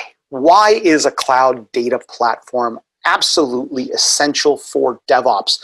And there's three things that we've been tracking over here that are across the board what we hear consistently from our large organizations. These are Global 2000 organizations who are trying to advance their either Agile or DevOps initiatives. First of all, 40% of the new demand for environments comes with dev test.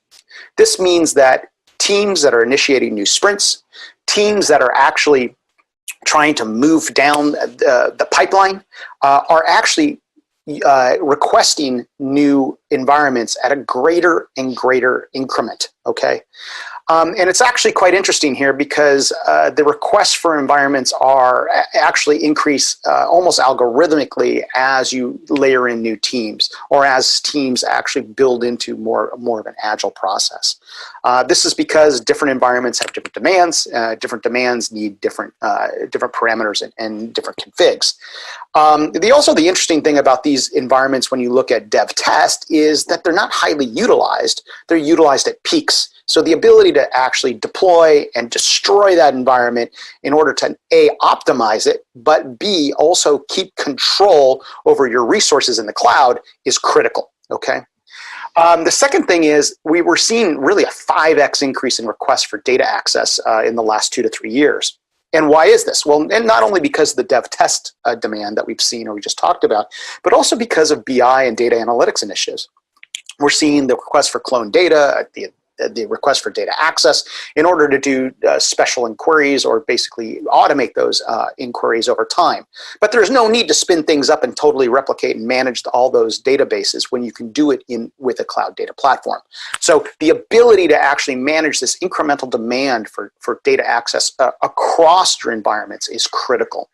And then finally, what we're seeing is that if you really look at cloud and cloud spending patterns, roughly 35% of your average waste is spent on inefficient resource management, okay? And what this means is that you are basically managing and just turning on a resource that is spinning there without necessarily fluctuating for the demand coming in or shutting it down. So this is really where we had mentioned before, this cost savings aspect of a cloud data platform kicks in, giving you more granular control over the data layer, number one, but also optimizing it across your entire environment for those requesters who are making new and bigger demands for data day in and day out. Okay, so that kind of sets it up. So in summary, we can abstract your data layer, giving your distributed users access in real time, speeding up their ability to access these environments on demand, and we could save you 30% right off the top. So with that, Orly, I've set up this conversation for you to knock it down, okay? I now think you guys are out there saying, how do we do this? I mean, is it real? And I'd like to introduce you to Orly Peck, and she's going to take you to the next step of this journey. Thank you, Wayne. So we're going to talk on one example of the capabilities of the cloud data platform. And a common use case we often see with our DevOps customers is definitely the need to clone or duplicate environments. So as Wayne mentioned, the request for environments is on the rise, and we expect this demand to increase, either for testing, development, analytics, or any other use. So cloning and duplicating environments, as you all know, is an expensive process, and it injects a wait time to the whole CI/CD process. So we can look together at an example. Let's say you have a database in production that you now need to test in 3 new environments. This will require 3 copies of the same data set. In order to do that, you will need to fully copy this data set 3 times, once for each environment. Copying this data set may take a long time, depending on the size of your data set and on the location of your team. And in addition, each one of the clones will require additional capacity, therefore increasing the cost of your environment. So can we do this in a better way? So this is where the cloud data platform can really change the game. With cloud data platform, you can use zero footprint clones. Zero footprint clones is a unique technology that enables creating writable clones instantaneously without requiring any additional capacity. This is done without really copying any data. Since you're not copying any data, you can do it instantaneously, create any number of clones, and create new environments and duplicate them effectively and quickly. Okay, so now let me give you an example of cloud data platform in action. So this is a SaaS company that was using database clones for their CI/CD process for generating reports. The time to bring up the environment and the efforts that were required were huge, so the DevOps team decided to leave this environment up and running 24/7. Any problem or change in the environment required hours of work from the DevOps team. Using the cloud data platform, this team was able to significantly optimize the report generation process in cost, time, and effort. Let's see exactly how. So using the instantaneous zero footprint clones, the team has managed to consolidate 11 data replicas into 2, saving 82% of the capacity used in that environment. In addition, since the clones are instantaneous, the time to bring up the environment was cut from hours to minutes, enabling the team to bring up the environment only when needed and tear it down when done. This was a huge cost optimization for this environment. Using the cloud data high performance, the time it actually takes to run this report was cut in 50%. And in addition to that, the compute instances that were over-provisioned for performance were downsized, and this was additional cost reduction of 50% for this cost. So overall, this was a huge cost reduction. But actually, the biggest win was on the time and efficiency of managing this environment. This enabled the DevOps team to be available for other tasks and projects that can enable the growth of their company. So now we can see a demo for a typical scenario. The scenario is a team that is requesting for an Oracle dataset to be tested in a new environment. The dataset size is 180 gigabyte, and we will see a live example of how we can use the zero footprint clones technology to create a clone for this team. Now, just remember that this is a live example of a manual procedure just to show you what happens behind the scenes. So in your environment, when you use the Cloud Data Platform, of course, you will use all kinds of automation tools such as Terraform, Ansible, scripts to fully and easily automate this procedure. Let's look at Aura 01. This is our data set where around 180 gigs are used out of the allocated 250 gigs. Now let's look at the VM itself. You can see the allocated LUN/dev/SDC with 79% of usage. Since this is a live environment, we can even log in and see that we are connected to a live database instance. Let's see that. Oops, a few typos, sorry.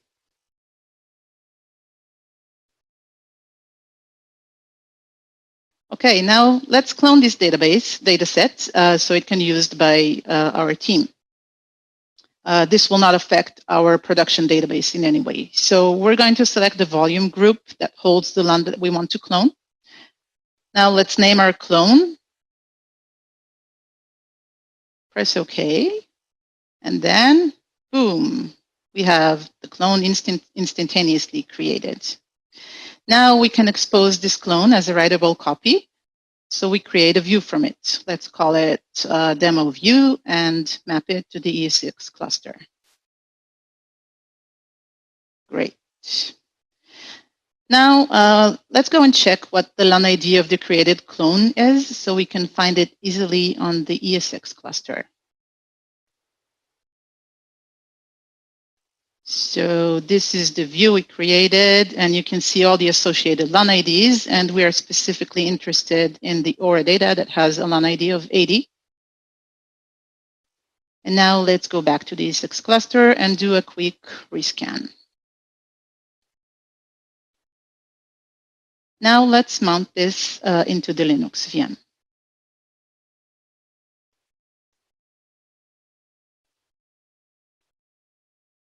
We will add a new device. The type is raw map device. And let's find LUN ID 80. There it is. Yep. And click OK. Now, from the Linux VM, we can rescan.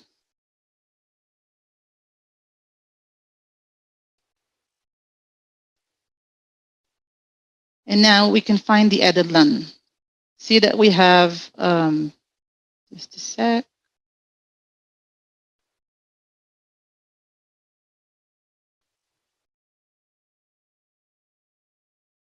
So we have /SDF. Now mounting it to Aura data folder that I prepared.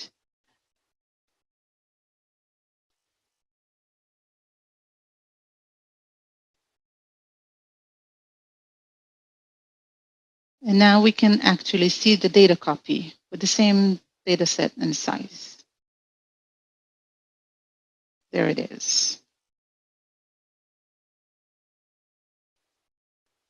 So this is the clone. It's ready for the team to use. It will not affect the automation. It will not affect the production environment in any way. Just don't forget, use automation tools for fully automating this whole process.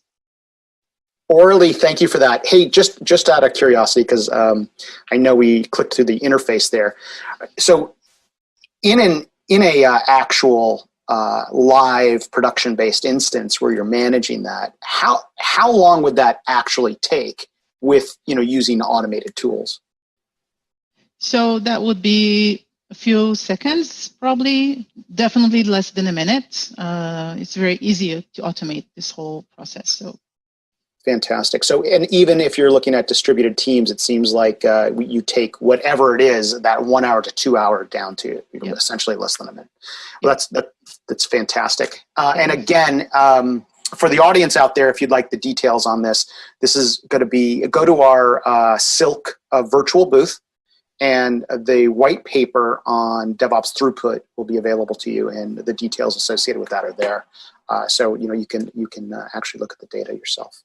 So why don't we just try to wrap it up, Orly, and give the folks a little bit more information here. In summary, there are radical changes going on in terms of how we can actually manage our cloud instances and hybrid environments, and with that, a cloud data platform gives you that level of abstraction and control to actually take advantage and really manage your cloud environments, number one. But it gives you that flexibility. I know from my perspective and from my research, the idea of the expanding requests for environment access is really just growing exponentially. And given that, that could actually increase your OpEx expense significantly if the automation is not there, number one. But I think number two, without necessarily the ability to provide control or that control in which a cloud data platform offers, automation just doesn't matter. You need both. And I think this is why, I know this is why I'm so excited about these radical new advancements going on in being able to manage this cloud data later.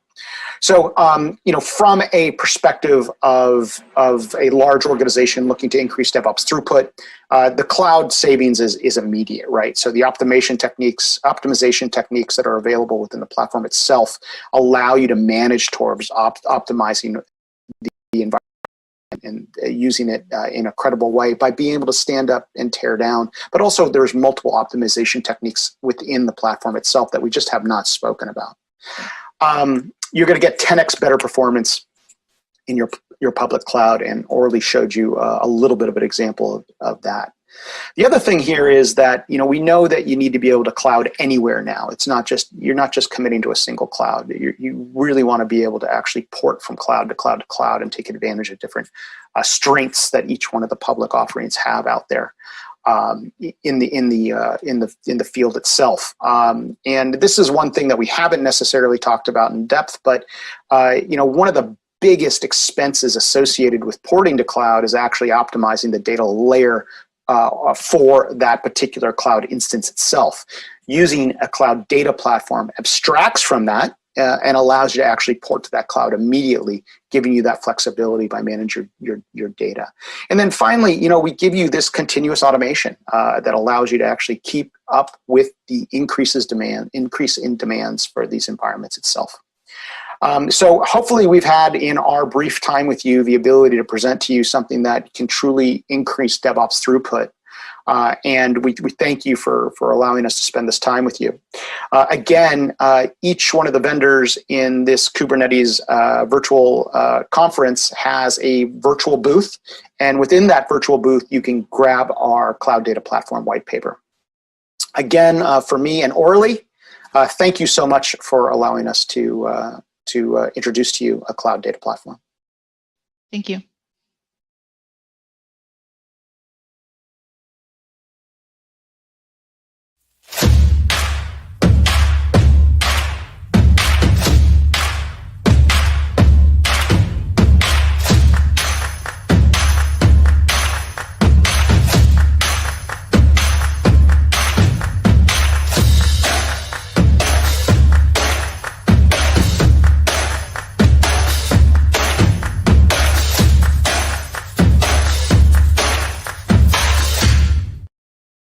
Hey everybody, happy Tuesday. Today is January 12th. This is Charlene O'Hanlon and I am here now with the headlines for you. First up on DevOps.com, we have an article that takes a look at some of the best practices around application performance testing. We all know the importance of testing in the application development process. Load testing, stress testing, endurance testing, availability testing, configuration testing, isolation testing. The list is seemingly endless, and they're all important in ensuring that an application works well and provides that ever-important user experience.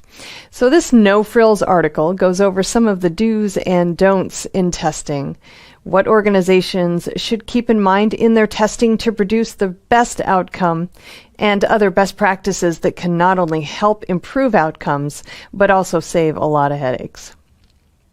We also have an article that takes a look at what is needed to make AI everywhere a reality from a DevOps perspective. It's an interesting take on how different disciplines need to mesh to create opportunity. In this case, MLOps and Net DevOps must intersect to enable AI everywhere. Net DevOps evolved out of DevOps, applying lessons learned from software development workflows and applying them to network development. Ditto with MLOps, except it places the focus on machine learning workflows. As both areas focus on bringing automation, simulation, and validation to their respective workflows, together they create the perfect framework for supporting the networking and intelligence necessary for AI everywhere. It's definitely an interesting read that helps illustrate the impact of DevOps workflows in all kinds of areas.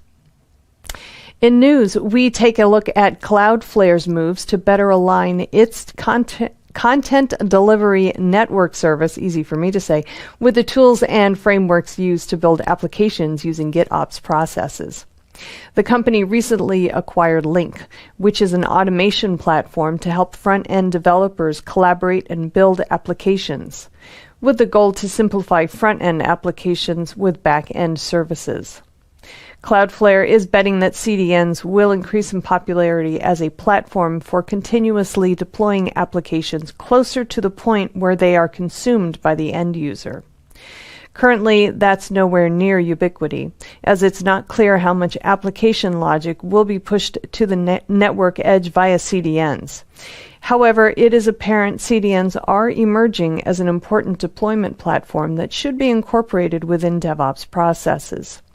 My guess is we will be hearing more about CDNs, edge applications, and similar technologies as the need for higher processing gets pushed to the edge to enable a higher quality user experience. Over on Container Journal, Mike Vizard lays out the details of Red Hat's acquisition of StackRox, which provides a suite of tools for securing Kubernetes clusters, and F5's acquisition of Volterra, which provides a platform for managing hybrid cloud computing environments based on its own VoltStack Kubernetes distribution. Both are worth noting because they highlight the increasing popularity of containers and Kubernetes in cloud environments. F5 plans to use the Volterra technology to push computing to the network edge, while Red Hat plans to use the StackRox technology to bolster its container security offerings. As you may remember, IBM has reorganized itself to take advantage of the growing use of cloud-native technologies, and adding StackRox to Red Hat OpenShift, the application development and deployment platform based on Kubernetes, bolsters the technology platform that much more. Congrats to Red Hat and F5 for what looks to be very positive additions to their technology stacks. On Security Boulevard, we have an article that looks at hyperautomation and how it can help remove some of the issues that surround remote work security. As workers are now using multiple devices to get their work done while working remotely, ensuring data security has become a lot more difficult.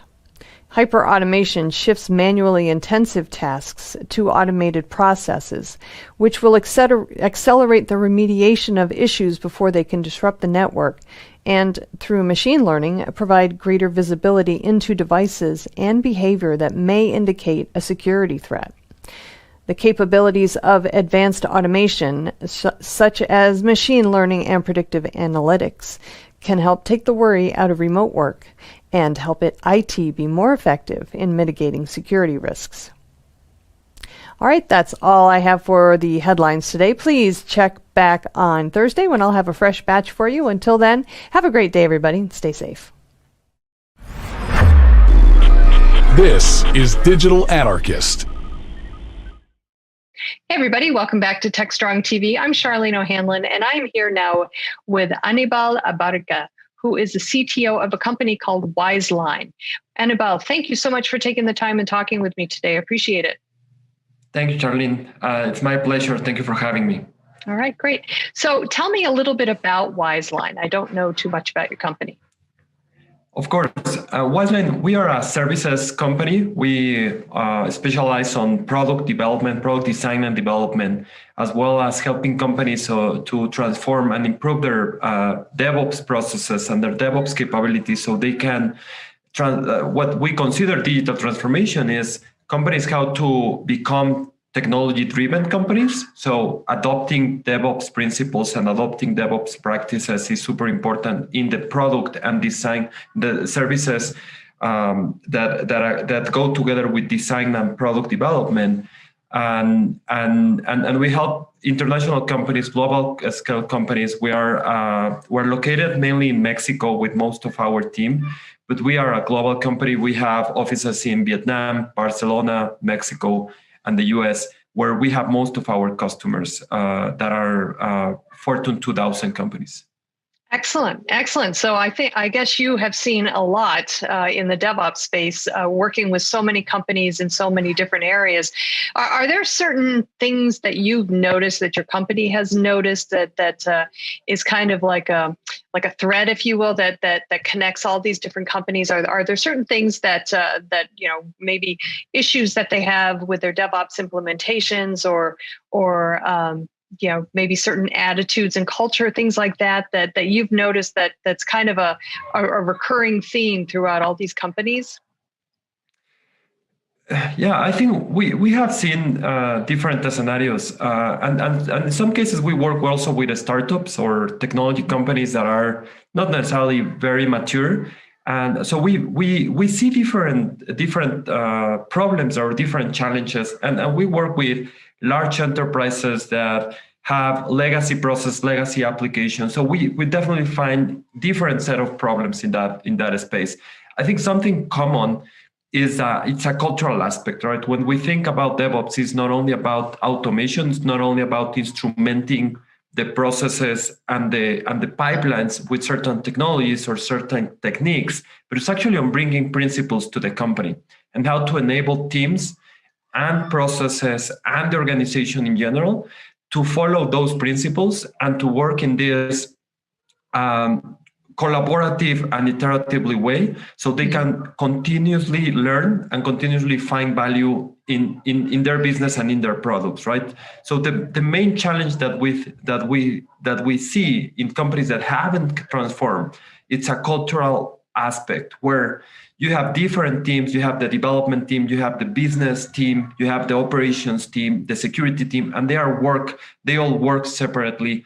And sometimes they don't have close collaboration. Not that they are not working together for sure, but they also don't have the right information that is shared among the different areas at the right time in a continuous way. I believe that's one of the main challenges that I have seen. I've heard among some organizations that are trying to adopt DevOps and bring it into their organization, that sometimes the culture exists such that they kind of prefer to remain siloed, if you will. Have the developers doing the development thing and the IT ops doing the IT ops thing, and they just don't want to, or maybe they don't understand the benefits of working together to create kind of more of that DevOps way of working, if you will. What are you guys seeing, as far as that kind of siloed approach? Is that something that's still very much prevalent among organizations? I will say that those companies that have or are in the process of adopting cloud technology, they are definitely reducing those silos, or at least lowering those barriers. I believe one of the reasons is that management or infrastructure management and operations is less of a burden, or in some cases it disappears entirely. So you have a team of engineers that are working, they're developers working directly with the infrastructure, and they are basically managing the infrastructure already because they are creating environments, they are deploying, at least in their staging and testing environments. And in those cases, still many companies, they have a different team managing the production or different environments. Mm-hmm. But the problem that I have seen there is that at some point you need to have a single governance process so you can make the team more work on a more efficient way, but also on improving security, right? Because at the end, everyone is having access to the same environments. Everyone is having access to the infrastructure, and when you lose track of that governance, operations get very messy. On the other hand, it's still companies that haven't adopted cloud. I believe they are, or those kind of companies are the ones that are having that, like I would say, that approach. There is still development is one team. They are not necessarily connected all the time with operations. But even in those cases, most of the companies that we're talking, they're already thinking on how can we adopt cloud, and they are doing it already with in some scenarios with databases, with storage, and in some cases with virtualizing environments for developers and testing, right? So I believe that's helping a lot to reduce the silos. So do you think then that having an infrastructure environment that is more software based, like infrastructure as code and adopting cloud, obviously that can be easier for teams to or organizations to kind of adopt this DevOps mindset and way of working. But do you think it's a catalyst for organizations that, if they adopt these cloud-based technologies, that they kind of come to realize that, DevOps actually kind of can simplify the process for them. It can kind of streamline things for them because they're, to your point, developers are kind of already in there doing it already with the cloud, doing the provisioning and such. So, do you think it kind of maybe turns a light bulb on, if you will, and helps organizations understand that, DevOps would be super beneficial for my organization, if for nothing else, to enable us to kind of streamline our operations and work more effectively? Yes, definitely, and especially when they see that they are not longer having so many problems and difficulties on releasing software and maintaining stability in the development process and reducing times for testing and regression, and not necessarily because they're already automated, but just because they have a single infrastructure, they have a single pipeline for integration and deployment when working with containers and working with infrastructure as code. That the business and the product owners, they definitely see the benefits of cloud and using those platform as a service or infrastructure as code and cloud native services. That definitely helps the organizations to understand the impact of DevOps and to start creating those bridges and communications among different teams in the company. Okay. All right, great. So has your organization seen an increase in companies that are adopting DevOps, perhaps since the beginning of the pandemic as part of their digital transformation strategies? Yes, and when we talk about DevOps, we usually come with a cloud strategy together with when we're helping our customers. So I will say that a lot of companies have come to us to work on how to improve their cloud strategy and how to migrate or accelerate their cloud migration. Those that have been in cloud, some of them haven't adopted the best practices, so haven't migrated to a DevOps set of processes and in some cases even cultural aspects that will change the way they work. So we started helping them on, okay, how can we manage their cloud strategy better? How can we manage their infrastructure? How can we implement these principles so your applications can be high performing, that your products can be developed in a data-driven way, that you can increase feedback loops in different groups and different from different areas and different components from the product, and how can you go faster when releasing new features to responding to the market needs, right? So we're helping them to improve that capability, and that's something super important. There, those that have been in the cloud for a while, now they are facing new questions. How can we improve governance? How can we improve cost management, right? So we're helping them in that. Those are a bit more mature. And we are seeing a lot of those cases in the market now. And then there are, of course, other companies that probably haven't taken that step to the cloud. And COVID definitely helped them and help us on accelerating that necessity from the companies that, they realize we have to be on cloud, right? In order to respond to the market needs and to scale our business, we definitely have to migrate to the cloud. So in those cases, we don't start with a DevOps transformation approach, but we start with showing them the benefits of cloud technology. And then, of course, in that process, showing them the benefits of automation and monitoring and continuous improving. Okay. All right. Well, that makes a whole lot of sense. It's kind of like the whole chicken and egg question, right? You know, what comes first, the chicken or the egg, DevOps or the cloud or DevOps? So interesting approach. Yeah. Cloud makes DevOps easier. It's not necessarily that it comes first, because you can have a very robust culture and practices of DevOps, even if you're not on cloud. But cloud definitely makes things simpler for every company to adopt DevOps. Yeah, we've definitely seen more migrations of organizations, moving to either hybrid environments or all cloud environments. So definitely in the DevOps space, the cloud has certain advantages that organizations just might not see if they have an all on-prem environment. So good stuff. Well, Annabelle, thank you very much for kind of walking me through what you guys are seeing in the space, and would love to have you back on TechStrong TV another time to talk a little bit about more, what your organization is doing and seeing in the DevOps space in general. Thank you, Charlene. Happy to join again. All right, great. Well, thanks again for joining me. All right, everybody, we have got lots more coming up on TechStrong TV, so please stay tuned.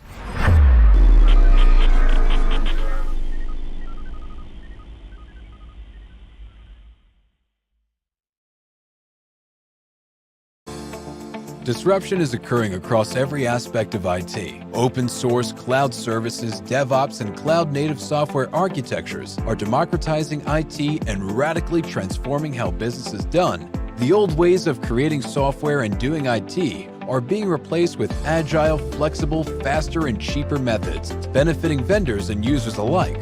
Accelerated Strategies Group is out to democratize access of industry expertise and knowledge.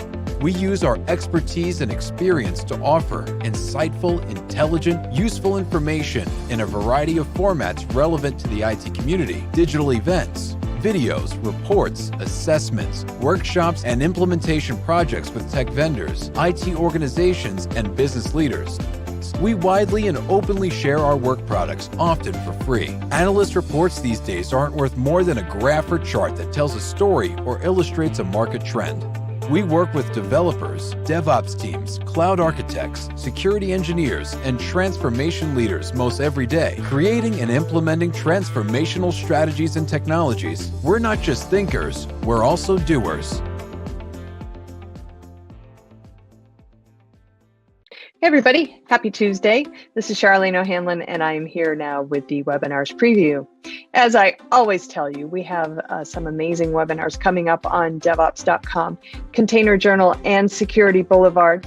But here are three that are coming up very quickly. Thought you might be interested in checking them out, so mark your calendar.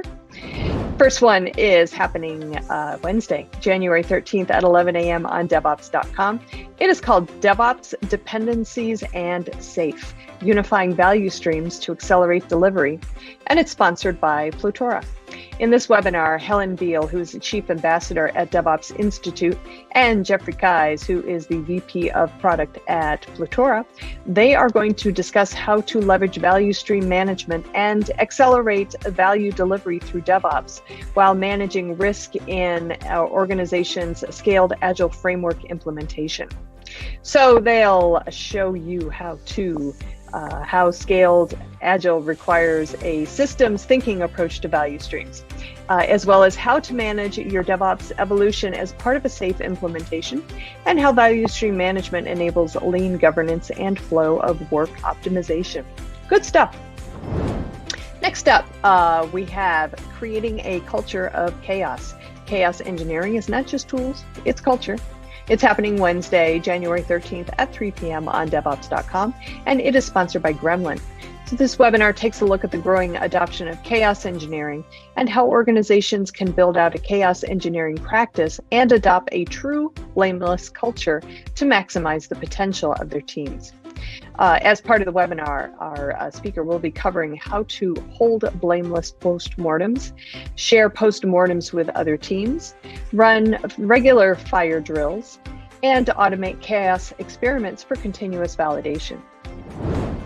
Okay, the third webinar is happening Thursday, January 14th at 1 p.m.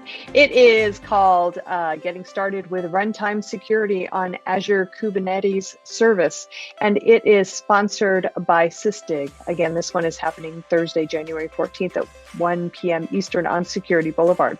This webinar will provide an overview of runtime security and take a look at approaches used by open source and commercial tools, and how users are getting started quickly without impacting developer productivity.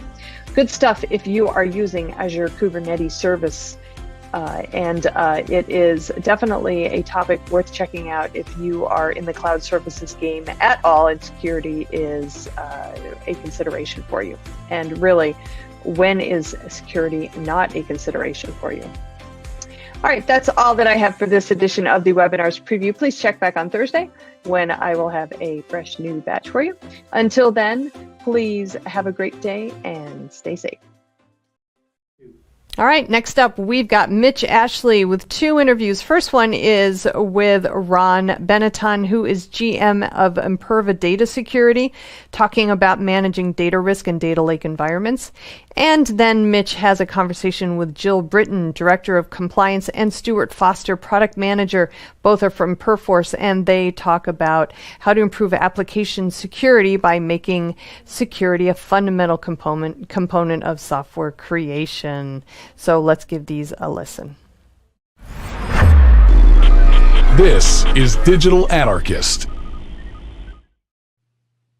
Well, I'm very happy to be joined by Ron Benetton, who is GM of Imperva Data Security. We've talked before, Ron. It's good to be speaking with you again.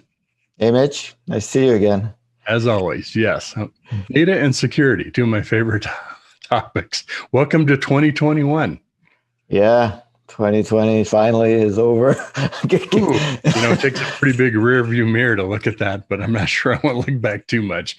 Well, we're going to be kind of talking about, looking forward and into this new year. First, would you introduce yourself, tell us a little bit about you, and also a little bit about Imperva? Yeah, Imperva is kind of the market lead for data and application security. We secure all paths to data. So it kind of straddles between both covering how data is accessed and where data is accessed, kind of covering everything regardless of on-prem and cloud, hybrid cloud. Mm-hmm. And I am the GM for the data security side, and really glad to be here. No small problem you're solving. Data is everywhere. You don't have access to data. Yeah. There's not very many of them. So let's talk about it. I mean, we have the whole government breach in 2020, Russia, Russia, that whole thing. Yeah. Certainly brought a lot of attention to supply chain attacks. Of course, that being an intelligence brief, collecting a lot of data, right? Now that could, of course, did happen on corporate networks, could be for, financial gain. Doesn't mean it has to be a nation state attack. So I imagine that's going to be supply chain is a word we're going to hear a lot about this year.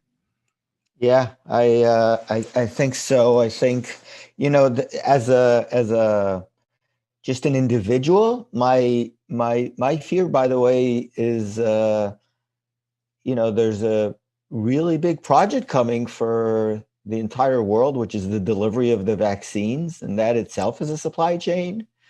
I just hope nothing messes up there, knowing that whatever vaccine you're getting is actually the valid one and not, there's a lot of, everything is in data and everything at the end sits in some kind of, what's the lineage of something? What's the provenance of something? It doesn't necessarily, we in the data governance area talk a lot about provenance and proving the correctness of data, but it goes all the way to the vaccine as well. So I think this issue that we're seeing, whether it's breaches get headlines, okay, and this solar winds thing gets a big headline. The thing that these attacks on MySQL with ransomware that get headlines, but really the bigger issue is getting control of our data and creating kind of a complete risk-oriented approach, not just plugging a hole here and plugging a hole here and plugging a hole here. That'll never work, right? It's much easier to create a new hole than to plug all the holes. So the whack-a-mole strategy. The whack-a-mole, yeah. The whack-a-mole doesn't work. Whack-a-mole doesn't work. And especially today when the complexity of the data environment is so much greater. 20 years ago, 40 years ago, we just had some database on the mainframe. 20 years ago, we just had Oracle sitting on some Unix server. Today, it's such a complex environment. Data moves from place to place. You look at what a data lake implies. It's no longer a single stack. It's a combination of stacks. It doesn't work. So, and most companies understand it. Most companies are in this process of investing in a non-whack-a-mole approach, in a risk-based approach that says, okay, I need to know where my data is. I need to prioritize which not all data is created equal. I need to scan. I need to understand. I need to know who has the ability to access something. I then need to know who is accessing something. I need to control what they're accessing. So, I think there's a better understanding that whack-a-mole doesn't work. I think 2021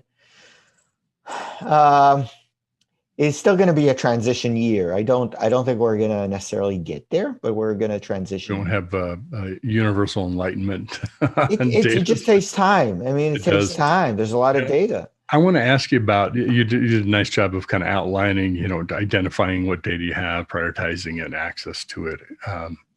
One of the things that I've always struggled with is that second step. How do you prioritize? What are the things to consider? There's obviously sort of crown jewels of my business. This is the customer data or secret sauce or that kinds of things. But is there a good sort of stratification of how to prioritize data? Okay. There's a technical answer and there's a human answer. Okay. Technically, there are very good ways to do this. It takes some effort. Okay, you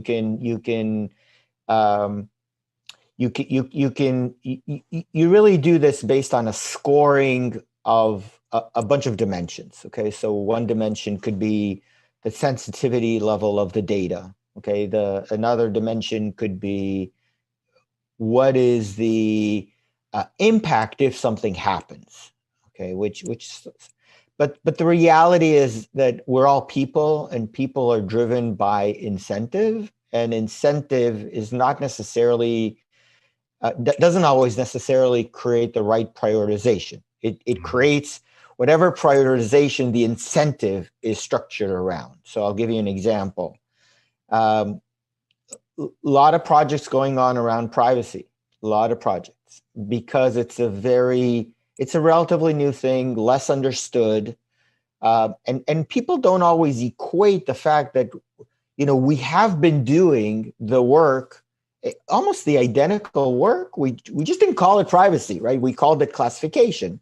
But when you look at what privacy implies, it's the same, but very new terminology, different semantics, different terminology. So many people don't start from an investment they've already done in the last 5 years. They start from scratch, and the incentives are created because there's a new role in the company. There may be a new, a data privacy officer, okay, and that person has certain mandates, and they drive things top down. And so I think that the reality is prioritization is driven by the projects and the funding that these projects have. And they're also driven by breaches, okay, because breaches are very, dramatic, response, right? dramatic, immediately create. So I think that the reality is going to end up somewhere kind of in the middle, where things are going to be driven bottom up and top down, and they're going to meet somewhere. But it's not terribly complex to create a good prioritization strategy, but it's not trivial either. Yeah, you definitely have to put some thought into it, and it's not a textbook exercise, right? It's all contextual. And what's important I think to the that business. you'll find in my prediction in 2021 is that there's going to be a lot of, privacy is not going to just drive a lot of these from a compliance perspective. Okay, until now, privacy is really, when a company embarks on these privacy and classification projects, at least what I see from our customers, is that it's driven a lot by compliance. Okay, they need to comply with CCPA. They need to comply with GDPR. I think we might end up having also like an attack flavor, okay, around privacy, which is not necessarily intuitive. And it has to do with the fact that, part of the mandate is, so say that I am, you're one of my consumers, and I store some of your data. That means you have the right to demand some things from me. Like you have the right to demand that I delete you from my systems. You have the right for portability. You have the right to ask me what data do I own or do I store about you, and you can come to me with these requests, okay?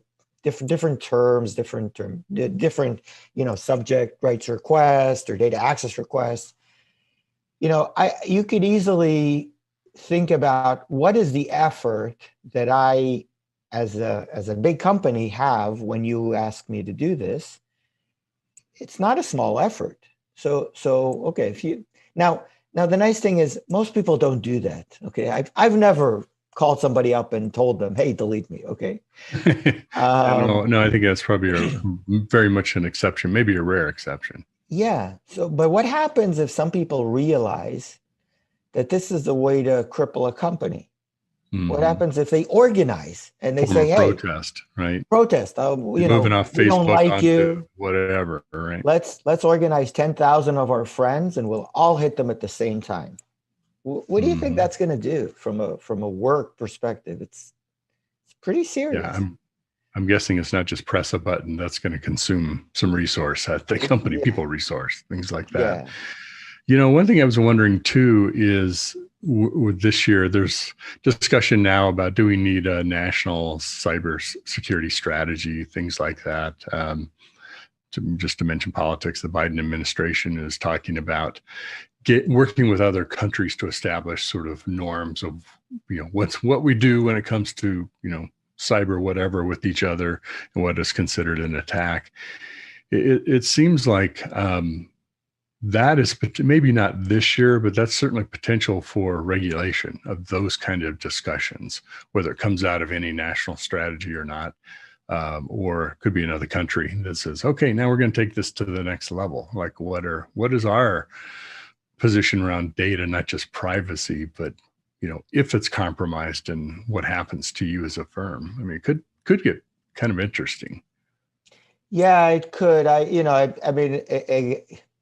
Again, we're delving into like opinions and politics. Yeah, I'm not a fan of. I'm not sure that something like this could go that route, but I do think that it goes other routes. Like, so for example, I'm reading a book on kind of the history of the Mossad, the Israeli intelligence service. And you can see, and whenever you read any of these books, you see that all of the intelligence community, they have back channels, right? They agree on things.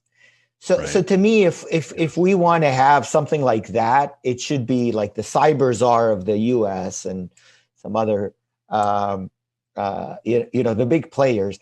They have to agree. It doesn't need to be regulated. It doesn't need to be at the politician level. It has to kind of stay at the kind of behind the scenes with the cyber. Behind the scenes, at the experts, at the but there's definitely an issue with state nations. Okay, this does need to be addressed. Now, it's not necessarily that every we always think that we're the good guys, they're the bad guys. We would never do anything like that, what they did to us, right? Well, there's examples in history, of things. So I do think this is coming. I don't believe it would happen at a politician level. It will happen at the actual subject matter experts. And by the way, there are good examples of things that have happened like that, especially in the financial services community. I mean, for years, maybe even decades.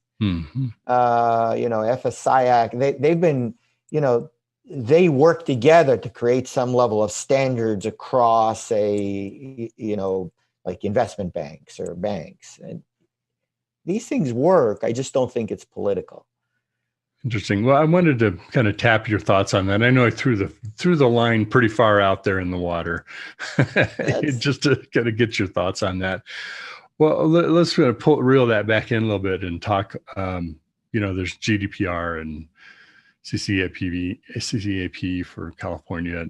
A lot of people are still in this kind of implementation stage, even though we're supposed to have those things all covered, right? Maybe a little farther along with GDPR, of course, but is that something this year you think we're in this, okay, let's now institutionalize some of those things in the organizations and really, take care of our knitting there? Or do you think there's more things on the horizon that are going to come at data people? I think it's gone into an implementation phase for sure, which is good. There's a lot of things. Many things are not terribly clear, by the way, even though it's an implementation. I'll give you an example. Right, this notion of being my ability to request that you delete me. Okay. But let's take something else, which is a different type of compliance requirement, which is for you to keep logs for a certain period of time, activity logs. There are a whole bunch of other compliance requirements require you to do that. Data retention requirements. Yeah. Okay. So Now, what happens if part of the activity logs has my identity in it, and I request you to delete it? Should you delete it or should you not delete it? In order to comply with one thing, you should delete it. In order to comply with another thing, you can't delete it, maybe for 3 years. So there's even things like this, which are conflicting messages. And at the end of the day, it's going to depend on some level of interpretation, which at the implementation level, I can tell you, I can see two approaches. One is, okay, this interpretation needs to be given by legal, or it's okay for the business to give the interpretation to that. So, and you know how it is. If it goes to legal, it takes a longer time. If the business can make the decision, then it goes much faster. And I'm seeing more and more of this moving to the business taking ownership and making the decisions, in which case it goes much, much faster.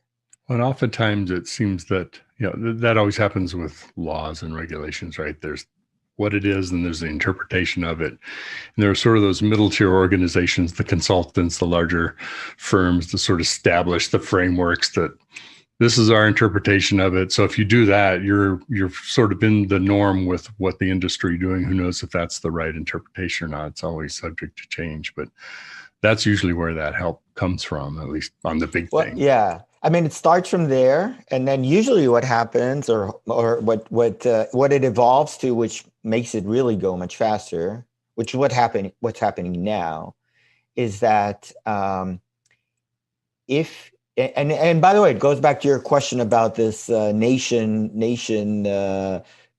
coming together or an industry coming together. The minute you have some critical mass within a certain peer group, and you say, I don't know, maybe I'm an insurance company.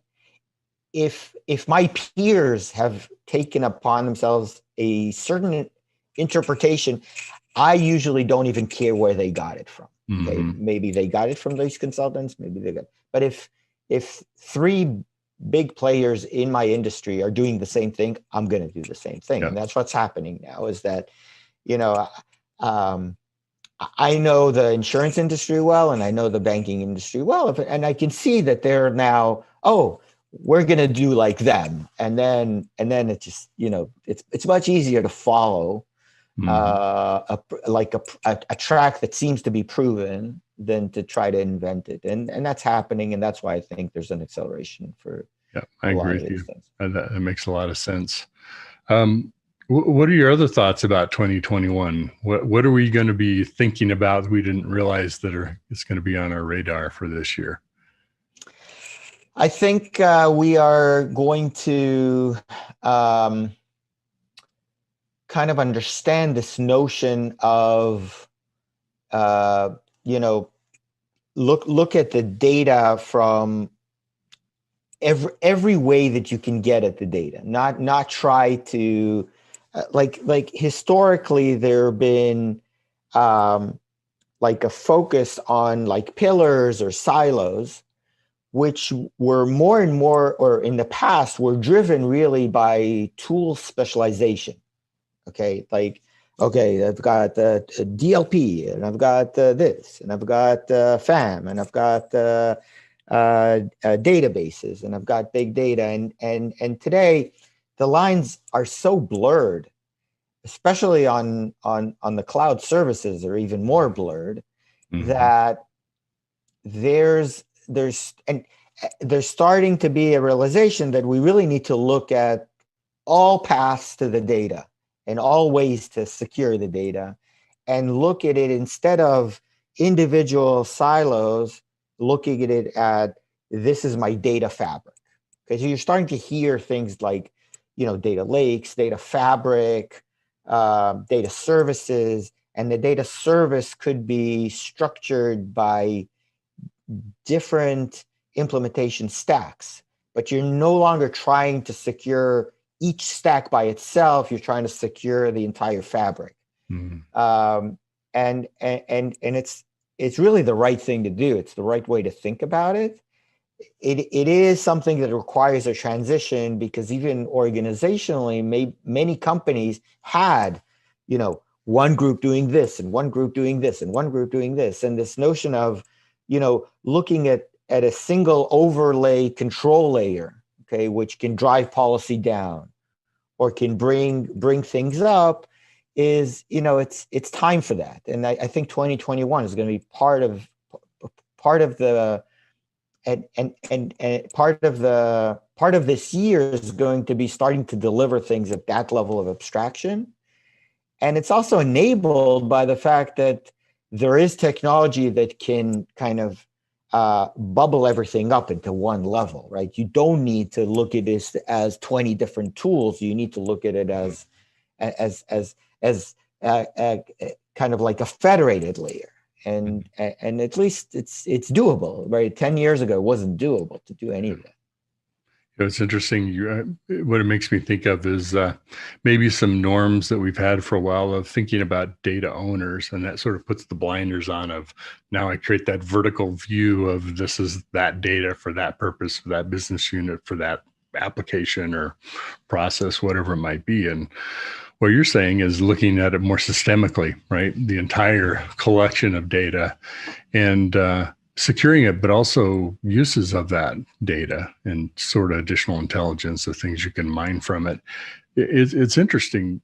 So much as we continue to move more and more into the digital economy, digital world for how we operate, all of those digital activities generate their own data too. So now we're adding that to the fabric of the data.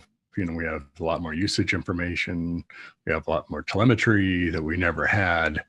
It seems to be expanding exponentially. So our ability to even just fathom what's there and what uses it might have and how it might be correlated in new ways sort of boggles my mind. Yeah. And, it used to be this, one of the things people used to talk about when they started building big data platforms was that, until recently, we couldn't use our data. We just threw 97% of our data away, and now we don't want to throw it away. But you're right; it's a beast that feeds itself. But yeah, I think looking at the risk profile of the entire thing and not cutting into separate projects, which then have no tie to each other, right? I mean, if you want to reduce the risk, you asked about prioritization. Okay, prioritization needs to drive everything, right? Needs to drive reducing surface area, needs to drive access control policies, needs to drive audit. If you start separating each one of them, not only is not very effective, but it means you're working 10 times harder because you need to do this many, many, many times. So this notion of a single kind of data security platform, which kind of can have this internal feedback loop and use whatever effort you're doing. It doesn't matter if your effort is driven by, compliance or security or privacy. Whatever investment you make needs to build into this platform, not do itself over the next time you do anything. Otherwise, we're just wasting our time. Well, it will never get done because you said the data is growing exponentially. If we're chasing, if we're not leveraging what we're doing for one purpose when we want to do the next purpose, we're going to lose. It's got to be a single platform.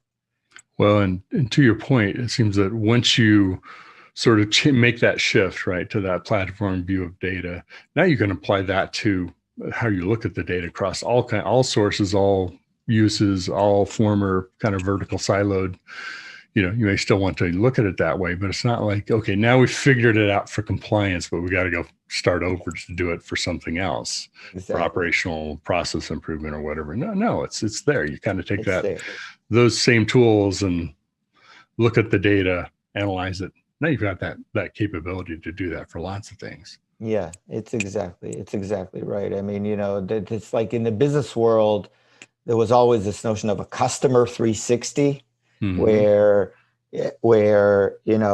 what's the point that I have one system for quotes and one system for support and one system for my policy, and I never know what's going on, and I can't upsell and I can't cross sell. And it's the same thing in security. Okay, there's this notion of data 360, data security 360, where if it's there, then prioritization becomes easier, right? If you can check your configs and your vulnerabilities, okay, and you get this huge list, what are you going to do? But if you know that of this huge list, your consumer data is here, and that the crown jewels are here, great, you don't have to boil the ocean.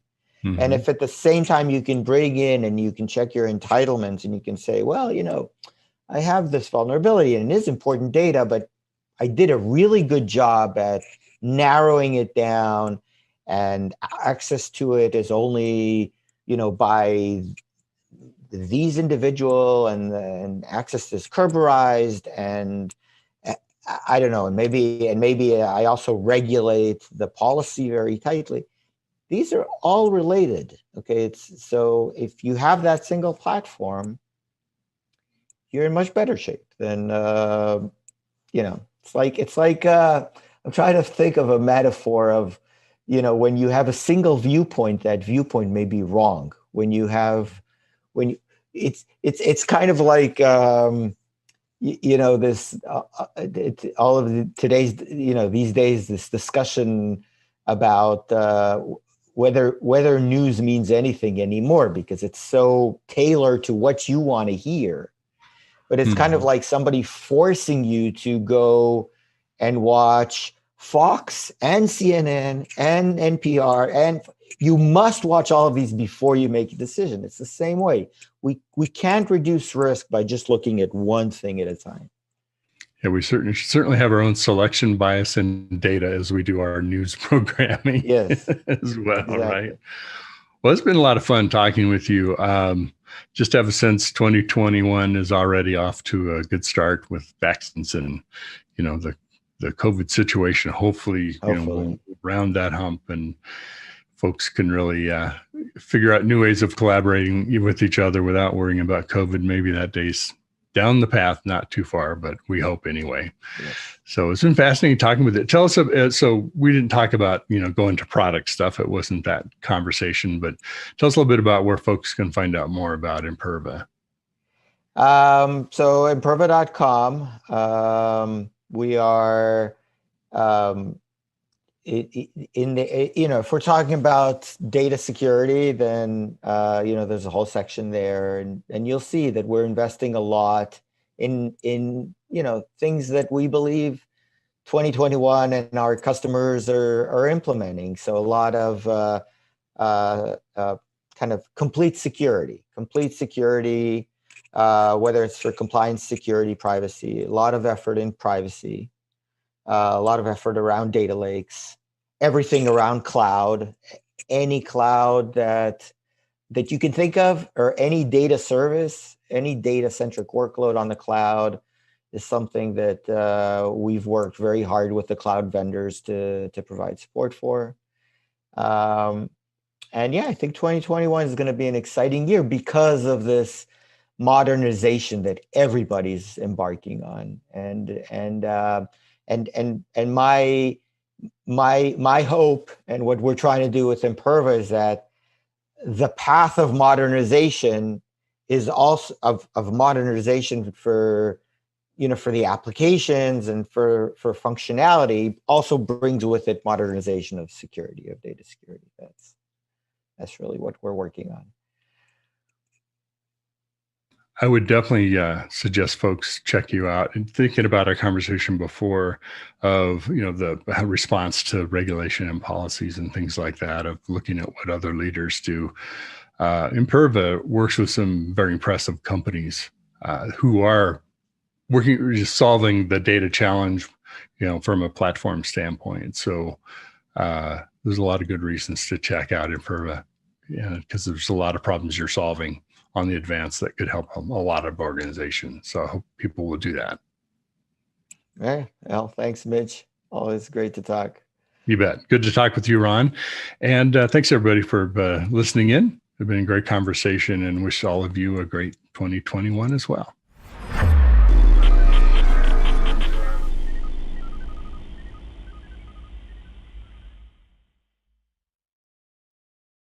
DevOps.com is the #1 online destination for DevOps education and community building.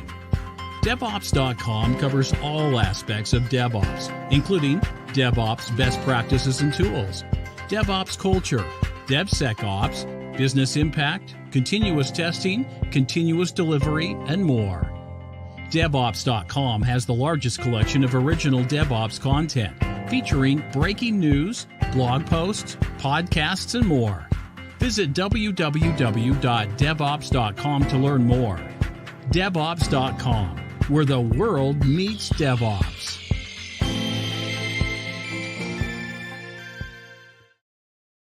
All right, next up we have an interview between Mike Vizard and Bugsnag CEO James Smith. They talk about why there is no margin of error when it comes to application stability. So let's give this one a listen.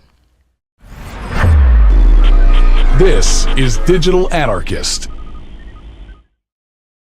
Hey guys, thanks for the throw. We're here with James Smith, who's the CEO for Bugsnag. They make some tools that help you monitor your code for errors, and they have a new report. James, welcome to the show.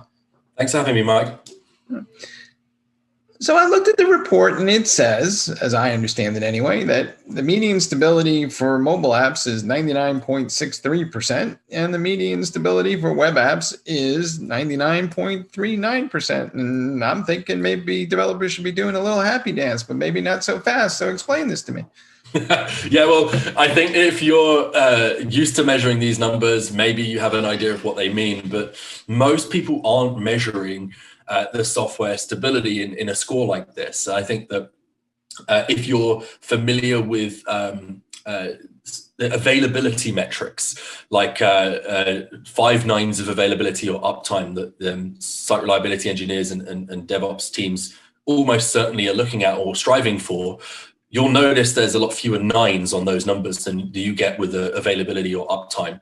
And that's really where the problem comes in. I think that it's difficult to understand numbers with a lot of nines in sometimes. And in reality, you want that to be as close to 5+ nines as possible to reduce the number of poor experiences for your customers. So one way of thinking about this is 99.3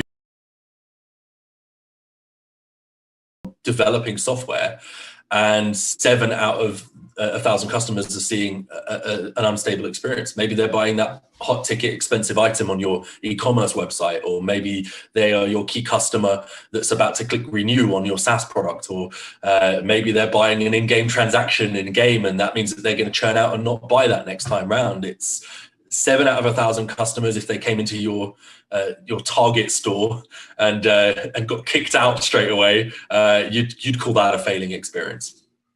So Murphy's Law would dictate that one of those 7 is going to be my most important customer of the day or the week or whatever it's going to be. Right, exactly. And even more painful than that is that, consumers tend to be quite vocal and quite loud. And again, that's a silly analogy to make, but if you walked into Walmart and you got kicked out because they're like, no, you can't come into our store, you're going to go and post about that on social media, and you're going to go and tell your friends, and that's going to do a lot of brand damage as well. You're not going to want to come back into that Walmart ever again. So yeah, not just individual transactions at risk, almost paying valuable customers, but also, hey, you don't want to turn people away at the door. This is going to hurt your brand reputation. You guys also looked at Apple and Android and what the platforms were. So what did you guys discover about the reliability of apps on those 2 platforms? Is there a big difference? There's a meaningful difference, a statistically significant difference.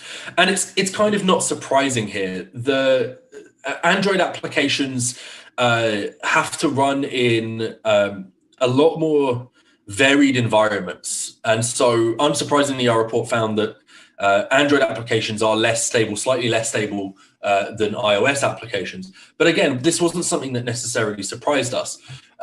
There are stability issues that are caused by code changes. Hey, we did this change in our code, and that caused a bug to happen to everyone who's running the application.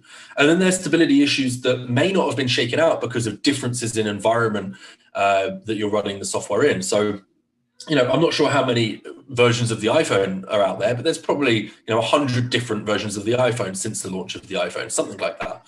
But on the Android side of things, there are tens of thousands of Android devices out there. And almost certainly you're not going to even scratch the surface on testing your software on all of those devices. Also, that fragmented device differences are compounded by the fact that Android phone sellers, manufacturers, typically change the operating system themselves. You'll see this if you've ever looked at a Samsung phone versus an LG phone. They look very different. Sure, it's core Android, but those manufacturers have futzed around with the software that makes up the operating system. And so your software is not running in a clean room environment on all of these devices. Now, that's a general problem on client-side software development, but it's certainly compounded on Android, where there are tens of thousands of different types of device out there compared to the relatively sanitized world of iOS software development. The other thing that caught my eye in this report is that React frameworks were a little less stable than other frameworks. Is that a maturity issue, or is that the nature of the way the React applications are built, or what went into that? Yeah, if you see in the report, there's a real bad offender was Backbone.js in particular, and I think that was mainly because this is an old framework, an old JavaScript framework.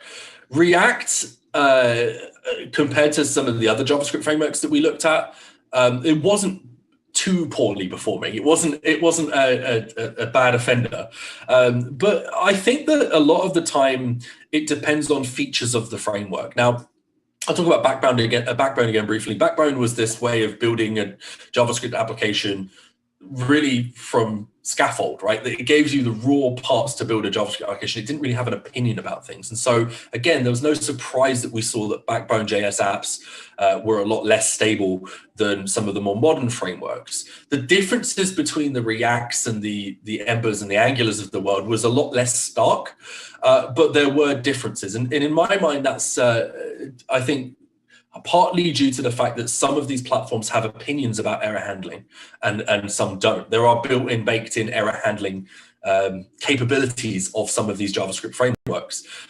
React has some error handling capabilities, but not all developers have adopted these. There's something called an error boundary in React that, it's been out for a couple of years now, but not every React developer has adopted this concept. And the idea there is, when you're writing user interface, front-end application, errors can bubble out from component context. So you probably want to know if an error happened in the button versus just on the whole page. And so if you're using features of the framework like a React error boundary, you're more likely to see more errors bubble up. Otherwise, you're sticking your fingers in your ears and not hearing about them potentially. Well, that works for some people. However, one of the things also in the report that stood out to me a little bit was size apparently matters in terms of the engineering teams that are at work here and the stability. So what's the correlation there? Yeah, we saw, again, when we saw the shape of the curve, we initially were like, uh-oh, that's weird. And then we're like, no, that's exactly what we expected. If you look at the report, we segmented by number of engineers in the company, and that's a good proxy for how many people are working on the code base. And what we typically see is if you are a really, really, really small team, 1 to 10, you're going to have the worst experience. You're going to have the highest crash rate. One of the things is that makes a lot of sense when you think about it is probably if you're a small team, you're probably a young company. And you tend to want to take more risks earlier in the company. You don't have so many established practices around how stable should your software be. What are our goals? What are our targets? And also, it's a factor of your go-to-market approach. It might be that you're saying, look, let's ship software as quick as possible because we don't know if anyone's going to pay for this yet. If you're a startup, it might be a wild and wonderful idea that you don't know if anyone's going to use yet. So it's okay to have some acceptable risk earlier on in the business. So when you're a smaller company, typically it means you're a younger company and you see more risks being taken. So again, no surprises there. And this kind of curve goes up and you can see as the company starts to get bigger, stability score improves. One of the surprising things that we saw, and again, it was obvious in hindsight after we looked at this data, once you get to very large companies, 1,000 plus software engineers, your stability starts to drop again. You don't start to have that improvement anymore. And again, it's not surprising. This is something we've seen with the customers that we work with. When you have hundreds or thousands of software engineers working in code bases, it's very, very difficult to maintain standards of quality. And in addition to that, if you have that larger team, almost certainly you're working on a mature product and an older code base. And as you know, technical debt accrues over time and it sneaks up on you. And so I think it makes a lot of sense to me that we would see small teams take a lot of risk, see higher crash rate and lower stability. It improves over time as you build rigor and process into your teams. But it falls apart once you get an older code base or a much larger engineering team. So that's exactly the results we saw in the report. We hear a lot of people talking about digital business transformation these days. Almost invariably that involves a web app or a mobile app, and they're building out more of these apps than ever. Do you think that for maybe they're in danger of having all this stuff come back and bite them in the butt a little bit because these stability issues are going to be out there? The more apps they build, and they may not have the right number of engineers. They may have too many projects going at the same time. Do people need to think that through, or is it just kind of the Wild West and we're hoping for the best? Well, it really depends on the type of company you're building, but you're right that there's tech forward companies, there's technology companies that we understand and know that exist only on the web or mobile. Like, the Airbnbs of the world exist purely on the internet.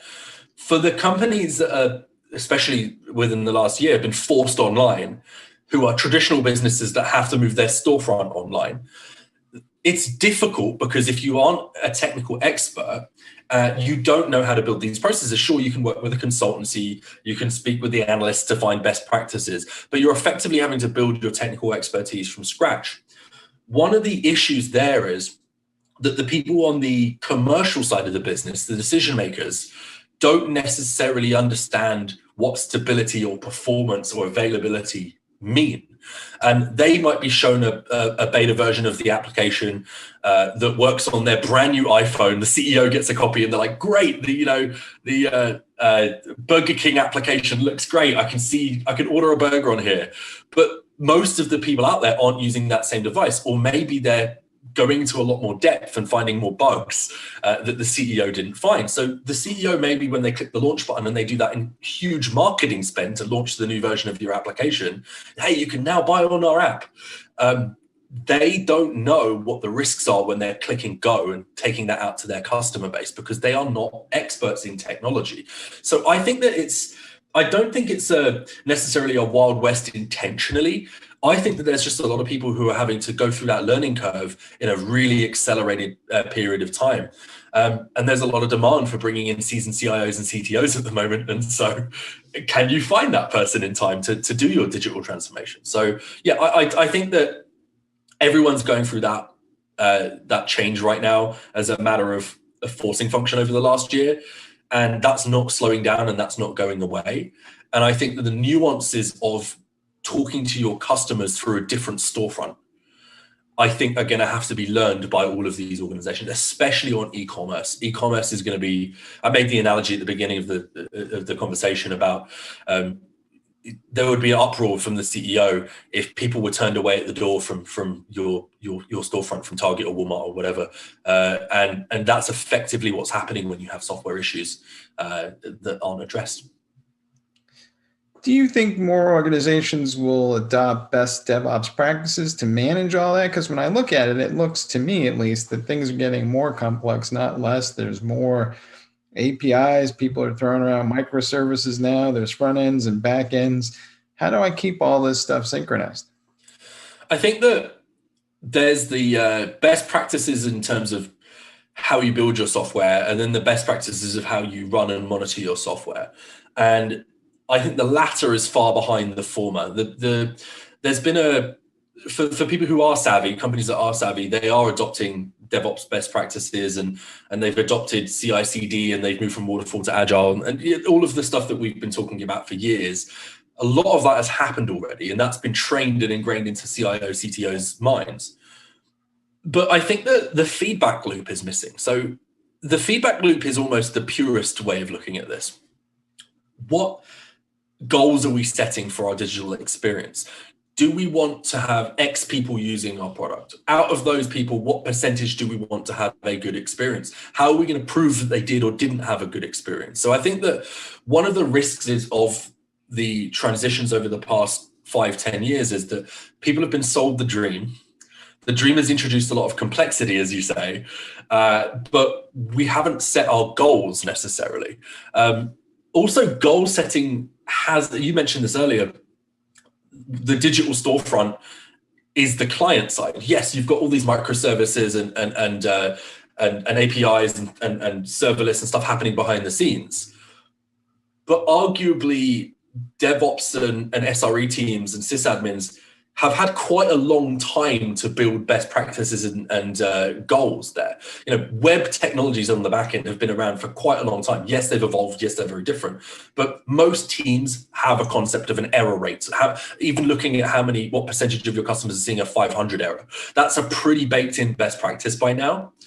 What I think a lot of people aren't doing is thinking about that from the customer's perspective. They're thinking about it from the code perspective or the infrastructure perspective, but not from the customer's perspective, which is where the customer is touching the code, which is the client side. So I think that adopting these things, best practices, has been great.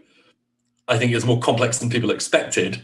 And I think that people haven't done it necessarily in a way where they understand the repercussions of that. So the complexity does lead to issues, but customer experience, I think, is the one where we're not thinking about the most. Do you worry at all that we're experimenting on customers in real time and throwing apps out there, and developers are like, well, if they don't like it, we'll just fix it in the next run? And I'm not sure that's any way to run a railroad. So what do you think?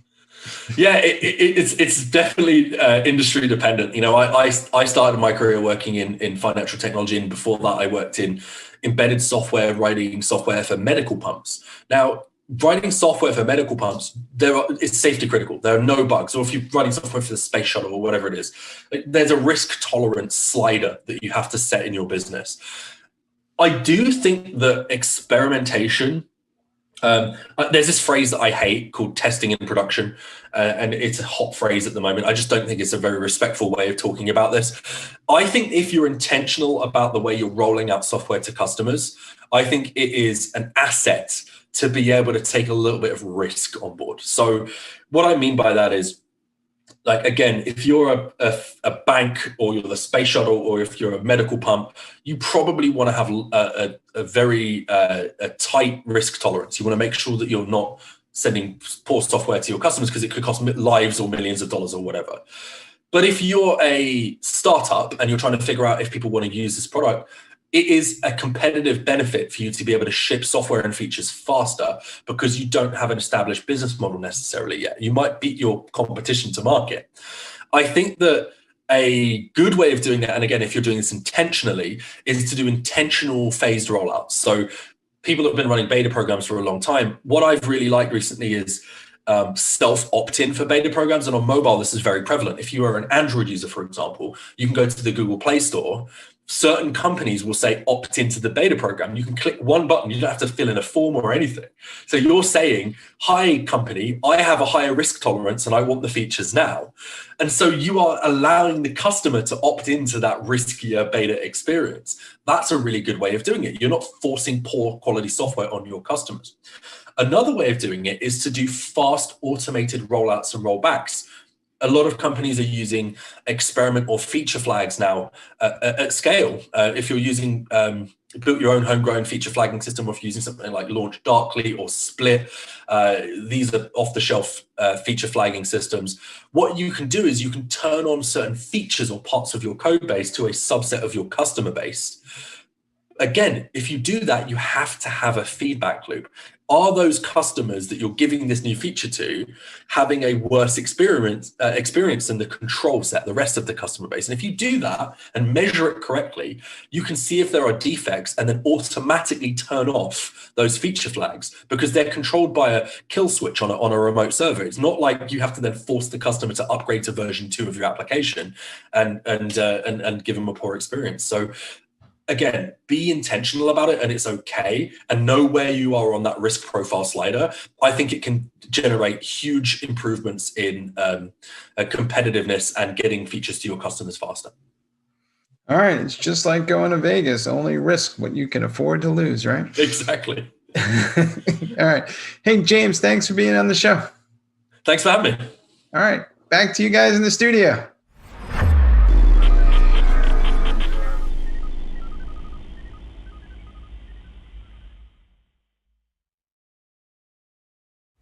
All right, that wraps up today's episode of TechStrong TV. Please check back on Thursday when we will have a brand new episode for us. Tomorrow we will have a previously enjoyed episode, but we will be back on Thursday with all new interviews and new information for you. So please mark your calendar, check back, and we will see you then. Until then, have a great day, everybody, and please stay safe.